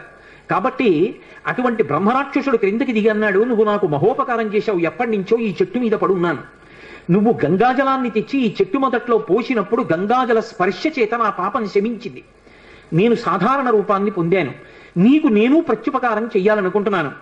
నీవు రామదర్శనం కోసం పరితపిస్తున్నావు, నీకు రామదర్శనం కావాలి అంటే చేయించగలిగిన వారు హనుమ ఒక్కరే. హనుమ రోజు వస్తుంటారు. ఎక్కడికి వస్తారో తెలుసా? ఎక్కడెక్కడ రామనామం జరుగుతుందో, ఎక్కడెక్కడ రామనామం ప్రస్తావనకు వస్తుందో, ఎక్కడెక్కడ రామ కథ చెప్పబడుతుందో అక్కడ ఉంటారు. కాశీలో హనుమాన్ ఘాట్లో ఒక వ్యక్తి రోజు రామాయణం చెప్తున్నాడు, అక్కడికి వచ్చి కూర్చుంటారు. ఎలా గుర్తుపడతావో తెలుసా? అందరికన్నా ముందు సభలోకి వస్తారు, అందరికన్నా ఆఖరణ కళ్ళ నీళ్ల పెట్టుకుని ఒక్కడు తలదించుకుని నడిచి వెళ్ళిపోతూ ఉంటాడు. నువ్వు గుర్తుపట్టి వెంట వెళ్ళు అన్నారు. అప్పుడు ఆ రూపంలో వెళ్ళారు, అన్ని వేళలా అలా వెళ్ళరు, ఏ రూపంలోనైనా పెడతారు. కాబట్టి తులసీదాస్ గారు హనుమాన్ ఘాట్కి వెళ్ళి కూర్చున్నారు. అందరికన్నా ముందు ఒక వ్యక్తి వచ్చాడు రామాయణం వినడానికి. అందరూ వెళ్ళిపోయిన తర్వాత తల ఉంచుకుని కన్నులమ్మట నీరు కారుతుండగా వెడుతున్నాడు. తులసీదాస్ గారు ఆయన వెంటబడ్డారు. ఆ వ్యక్తి కనిపెట్టాడు, ఎవరో నన్ను వెంబడిస్తున్నారని. ఆయన హనుమ, ఆ ముందు వెడుతున్నవారు. వెనక్కి తిరిగి గద్దించారు, ఎందుకు నా వెంట వస్తున్నావు, ఆగక్కడ, కాదు నాకు రామదర్శనం కావాలి, నీ వల్లే జరగాలి, వెళ్ళి కాళ్ళ మీద పడ్డారు. కాళ్ళ మీద పడితే ఆయన ఒక స్థలాన్ని చెప్పారు, అక్కడ కూర్చుని నువ్వు జపం చెయ్యి, తపస్సు చెయ్యి, నీకు రామదర్శనం అవుతుందన్నారు. తులసీదాస్ గారు కూర్చుని తపస్సు చేస్తున్నారు. తపస్సు చేస్తుంటే రామలక్ష్మణులు ఇద్దరూ రాజకుమారుల రూపంలో గుర్రాల మీద వచ్చారు. వచ్చి గుర్రాలు దిగి అరుగు మీద సేద తీరారు. ఎవరో రాజకుమారులని తులసీదాస్ గారు ఊరుకున్నారు. వాళ్ళిద్దరూ గుర్రం ఎక్కి వెళ్ళిపోయారు. హనుమ వచ్చారు, రామలక్ష్మణులు వచ్చారు, గుర్తుపట్టావా అన్నారు. ఎప్పుడు వచ్చారు అన్నారు. అయ్యో ఇద్దరు రాజకుమారుల వేషంలో వచ్చారయా, నువ్వు గుర్తుపట్టలేదు, వెళ్ళిపోయారన్నారు. ఎంతో బాధపడ్డారు. మళ్ళీ సాధన చెయ్యన్నారు. మళ్ళీ సాధన మొదలుపెట్టారు. మళ్ళీ సాధన మొదలు పెడితే కొన్నాళ్ళు అయిపోయిన తర్వాత చిన్న పిల్లవాడి రూపంలో రాముడు వచ్చాడు. గంధం తీస్తున్నారు తులసీదాస్ గారు రామచంద్రమూర్తికి అనులేపనం చేయడానికి. చిన్న పిల్లవాడి రూపంలో వచ్చి తాతా తాతా నాకు గంధం ఇస్తావా అని అడిగాడు. ఇది రాముడి కోసం రా పో అన్నారు తులసీదాస్ గారు. మళ్ళీ పొమ్మంటున్నాడు రా రాముడు వస్తే అని హనుమ వెంటనే పంజరంలో చిలక రూపంలో వచ్చి పాట పాడారు. రాముడు బాలుడి రూపంలో వచ్చి తులసీదాస్ గారిని గంధం అడుగుతున్నాడు, గుర్తించలేని తులసీదాసు వెళ్ళిపోమ్మంటున్నాడు అని. అది విన్నటువంటి తులసీదాస్ గారు వెంటనే పిల్లవాడి కాళ్ళు పట్టుకుని పిల్లవాడి కాళ్ళ మీద పడ్డారు. పడగానే రామచంద్రమూర్తిగా దర్శనమిచ్చారు. దర్శనమిచ్చి తులసీదాస్ నా పేరు మీద నువ్వు రామాయణాన్ని, దక్షిణ దేశంలో వాల్మీకి రామాయణం, దక్షిణ దేశం ఎక్కడైనా వాల్మీకి రామాయణం, కానీ నువ్వు ఇప్పుడు రామచరితమానస్ అన్న పేరు మీద రామాయణాన్ని రచించు. ఉత్తర భారతదేశంలో రామచరితమానస్కి ఎంత గౌరవం అంటే మీరు ఆలయాల్లోకి వెళ్ళండి, వ్యాసపీఠాలు పెట్టి దాని మీద రామచరితమానస్ పెడతారు. గుళ్ళోకి వెళ్ళిన వాళ్ళు కనీసం ఒక్క శ్లోకమైన అందులోంచి చదువుకుని చక్కగా ఓ పువ్వు ఏదో పెట్టి నమస్కారం పెట్టొస్తారు. రామచరితమానస్కి అంత గొప్ప. విచిత్రం ఏంటంటే హనుమాన్ చాలీసా, రామచరితమానస్ రెండు తులసీదాస్ గారి శరీరంతో ఉండగానే ప్రఖ్యాతి వహించేసాయి. అటువంటి తులసీదాస్ గారు ఎప్పుడూ రామనామం చెప్తుండేవారు. ఒకప్పుడు తులసీదాస్ గారు గంగ ఒడ్డున నిలబడి ఉన్నారు. ఒక ఆవిడ గబగబా వచ్చి ఆయన కాళ్ళ మీద పడి నమస్కారం చేసింది. ఎప్పుడూ అలవాటు మీద తులసీదాస్ గారు దీర్ఘసుమంగళీ భవ అన్నారు. అయ్యా నన్ను దీర్ఘసుమంగళీ భవ అంటున్నారు, నా భర్త మరణించాడు, అదిగో చితి మీద పడుకోబెడుతున్నారు దహన సంస్కారానికి, మీ నోట వంట వచ్చిన మాట అబద్ధం కాకూడదు అంది ఆవిడ. నా నోట రావడం ఏమిటో, మా రాముడు పలికించాడు. ఆయన వెంటనే అక్కడికి వెళ్ళి ఆ కమండలంలో నీళ్లు తీసి ఆ శవం మీద చల్లి రామనామం చెప్పారు. చటుక్కున లేచి కూర్చున్నాడు. ఇది చూశారు పాదుషా యొక్క గూఢచారులు ఆ గంగా తీరంలో తిరుగుతూ. తులసీదాస్ గారి దగ్గర రకరకాలైనటువంటి విన్యాసాలు ఉన్నాయి, ఆయన ఏమైనా చెయ్యగలడని పాదుషాకి చెప్పారు. పాదుషా తులసీదాస్ని పిలిపించారు. పిలిపించి నువ్వేమిటో చచ్చిపోయిన వాడిని బతికించావుట, ఏవి కొన్నటువంటి వింత చేష్టితములు చెయ్యన్నారు. తులసీదాస్ గారు అన్నాడు, వింత చేష్టితములు చేయడానికి నేను గారడి వాడినా కాదు, రాముడు నన్ను పనిముట్టుగా అనుగ్రహించాడు, అది రామానుగ్రహం అన్నాడు. అంటే నేను చెప్పిన మాట పాటించట్లేదు కాబట్టి కొరడాలతో కొట్టండి అన్నాడు. అంటే అప్పుడు హనుమాన్ చాలీసా చేశారు తులసీదాస్ గారు. కళ్ళు మూసుకుని హనుమని తెలుసుకుని హనుమాన్ చాలీసా చేస్తుంటే భటులు వచ్చి కొరడాలు పట్టుకుని కొట్టడానికి పైకెత్తుతున్నారు. ఆశ్చర్యం ఏమిటంటే ఆ రోజున పాదుషా కోట అంతఃపురం అంతటా పెద్ద పెద్ద కోతులు వచ్చి ప్రతి సైనికుడి చెయ్యి పట్టుకున్నాయి కదలకుండా. పాదుషా భయపడిపోయి సింహాసనం దిగి కిందకొచ్చి తులసీదాస్ గారి కాళ్ళ మీద పడ్డాడు. అప్పుడు ఖచ్చితంగా పూర్తయిపోయింది హనుమాన్ చాలీసా. ఆ తులసీదాస్ గారి చదివినప్పుడు అన్ని కోతుల రూపంలో వచ్చి ఎదురుగుండా హనుమ నిలబడి కాపాడారు తులసీదాస్ గారిని. అందుకే అప్పటికీ ఇప్పటికీ ఎప్పటికీ కూడా హనుమాన్ చాలీసాకి అంత శక్తి. తులసీదాస్ గారు ఎప్పుడు మాట్లాడుతుండేవారు స్వామి హనుమతోటి. రామాయణ రచన చేసేటప్పుడు, రామచరితమానస్ రాసేటప్పుడు ఏ ఘట్టం దగ్గరికి వచ్చేటప్పుడు ఆయా ఘట్టం దగ్గర మళ్ళీ హనుమకి చదివి వినిపిస్తుండేవారు. హనుమ అంతా చదివి సరేనంటుండేవారు. అబ్బో ఎన్ని చమత్కారాలు, వాళ్ళిద్దరి మధ్యలో ఎన్ని విశేషాలు జరిగాయో తులసీదాస్ గారికి హనుమకి. అంతటి గొప్ప అనుబంధం. అందుకే హనుమ గురించి తులసీదాస్ గారు ఏవి చెప్పారో అవన్నీ కూడా అద్భుతమైనటువంటి విషయాలు. రామచరితమానస్ అంత గొప్ప గ్రంథం. తులసీదాస్ గారిని అనుగ్రహించారు మహానుభావుడు స్వామి హనుమ. అనేకమైనటువంటి అవతారాల్లో ఈ లోకంలో వచ్చి ఎందరినో అనుగ్రహించారు. వారు వచ్చినటువంటి అవతారములు ఎన్నో ఉన్నాయి. అందులో సమర్థ రామదాసు గారిగా వచ్చారు ఒకప్పుడు. నారాయణ అన్నది ఆయన యొక్క అసలు పేరు, ఆ పిల్లవాడికి తల్లిదండ్రులు పెట్టిన పేరు. కానీ ఆ పిల్లవాడు విశేషమైనటువంటి రామభక్తి తత్పరుడు అయ్యాడు. పెళ్లి నిశ్చయం చేశారు, పిల్లవాడిని పెళ్లిపీటల మీద కూర్చోబెట్టారు. పురోహితుడు ఇక జీలకర్ర బెల్లం పెట్టించడం కోసమని సుముహూర్త సావధాన సులగ్నే సావధాన అంటున్నాడు. పెళ్లి కొడుక్కి ఇంకోలా వినపడింది, సావధాన సావధాన. ఇలాగే అందరూ గృహస్థాశ్రమంలోకి వెళ్ళిపోతున్నారు, లంపటంలోకి వెళ్ళిపోతున్నావు, ఇక నిన్ను నువ్వు ఉద్ధరించుకోలేవు, నా మాట విను, ఇప్పటికైనా మించిపోయింది లేదు, ఇంకా సుముహూర్తం రాలేదు, తొందరపడు అన్నట్టుగా వినపడింది.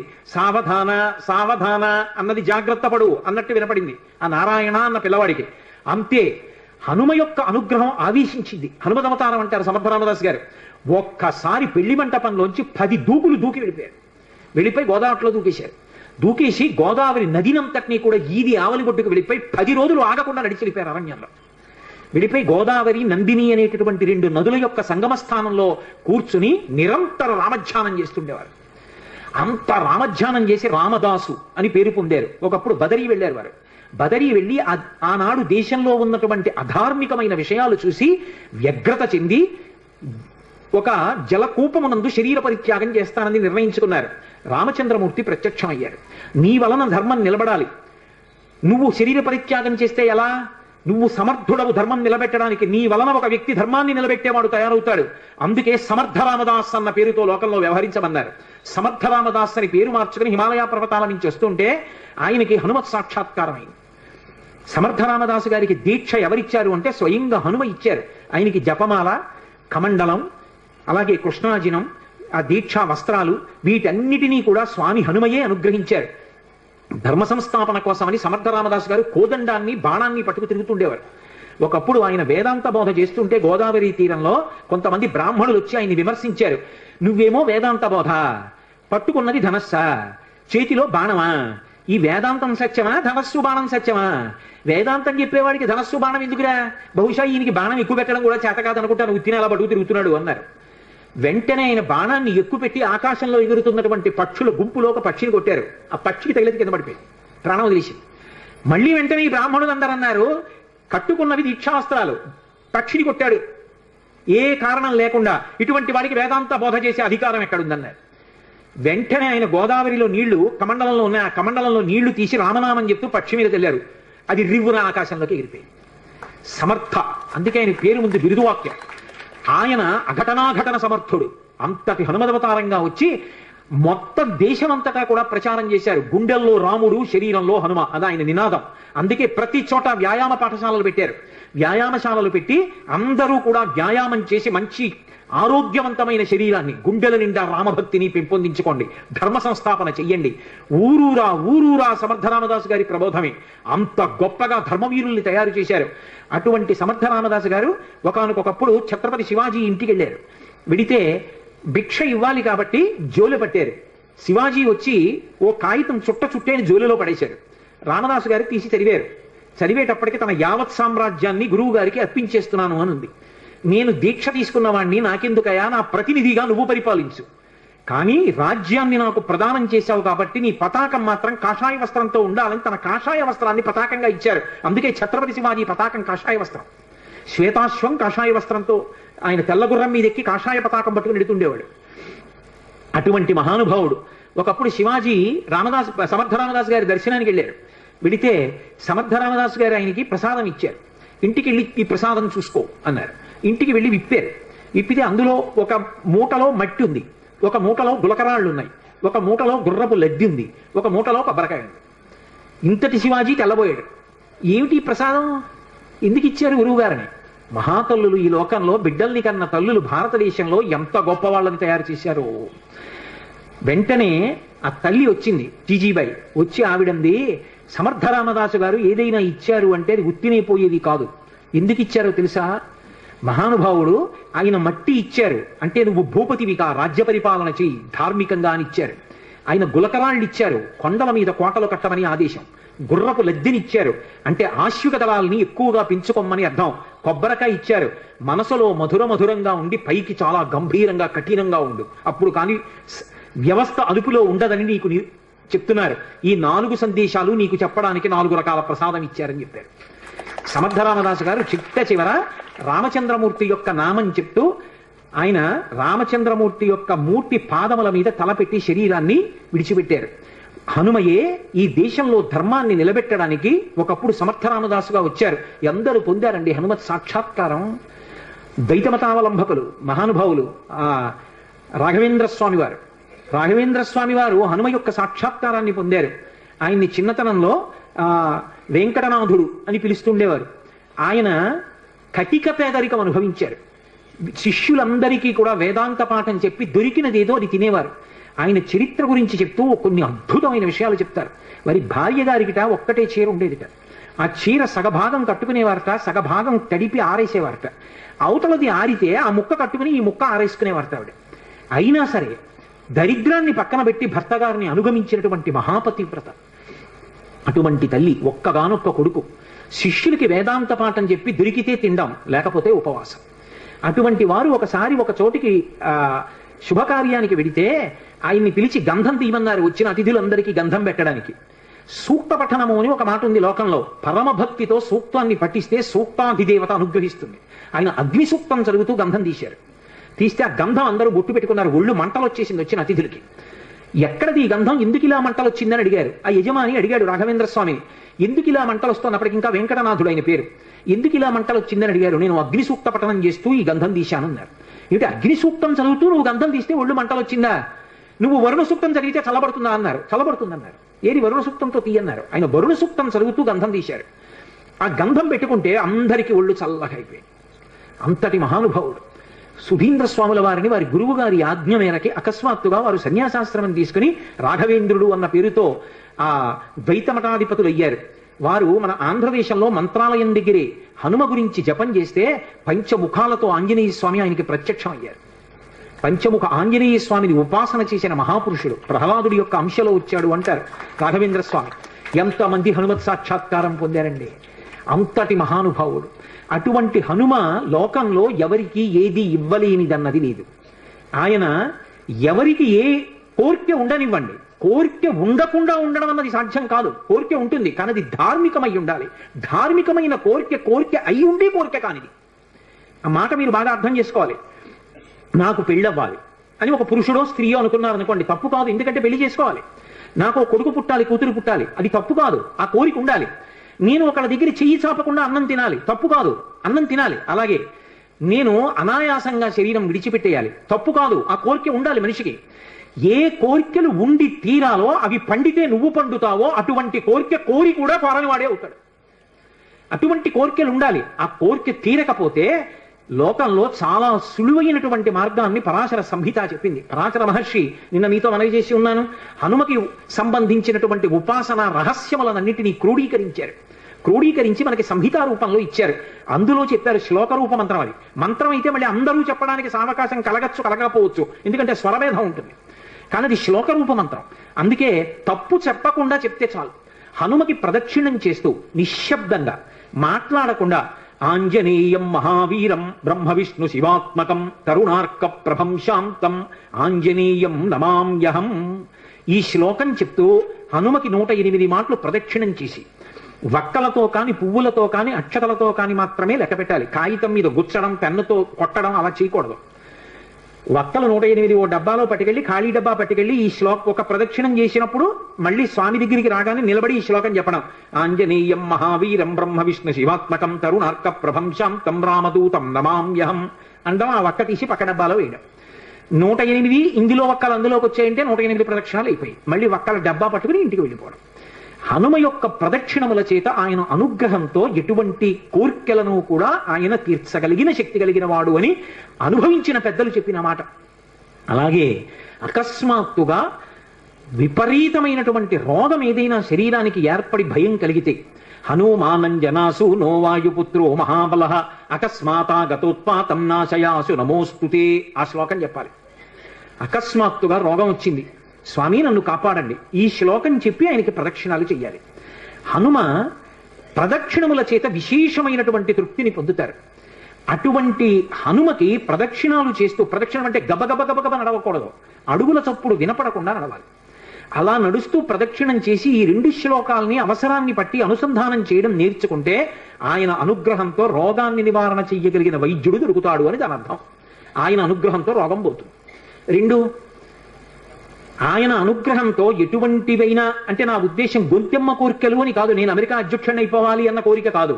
ధార్మికమైన కోరికలు ఏవి ఉంటాయో వాటిని హనుమ తప్పకుండా అనుగ్రహించి తీరుతారు. అది పెద్దలు చెప్పిన మాట, నేను చెప్తున్న మాట కాదు. అందుకే అంతటి మహానుభావుడైన అటువంటి హనుమ చాలా తొందరగా ప్రీతి పొందేది దేనికి అంటే రామనామం చెప్పడం చేత.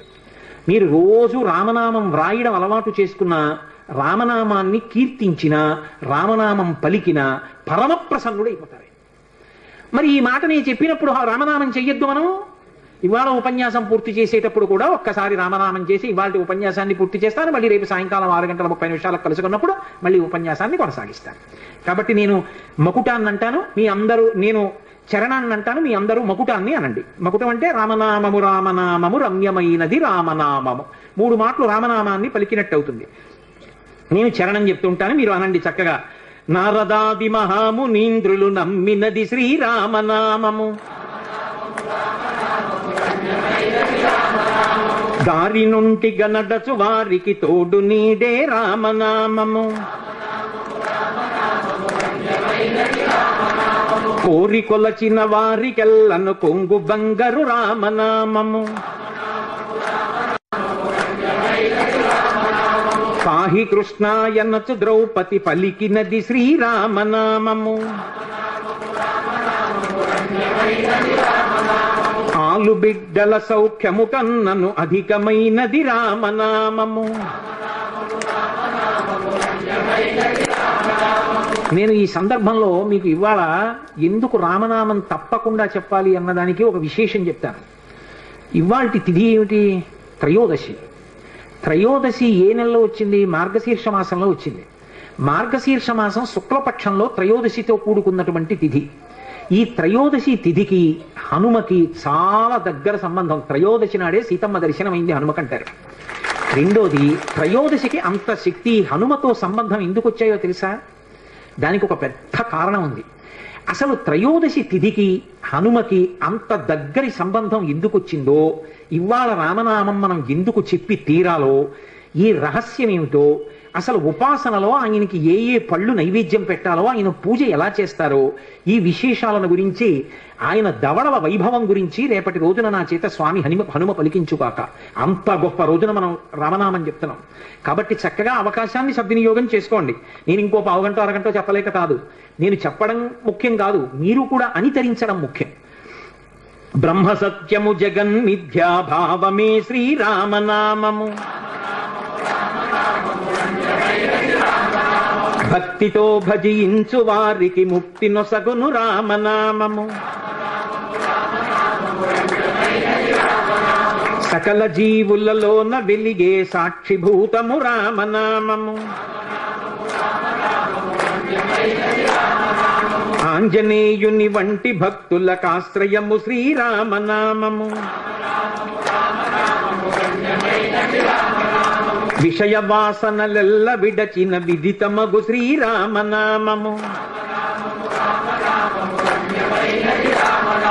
నీరుగిరి శిఖరాగ్రమందున మెరయుచున్నది రామనామము. పాలు మీ గడ్డ పంచదారల పక్వమే శ్రీరామనామము.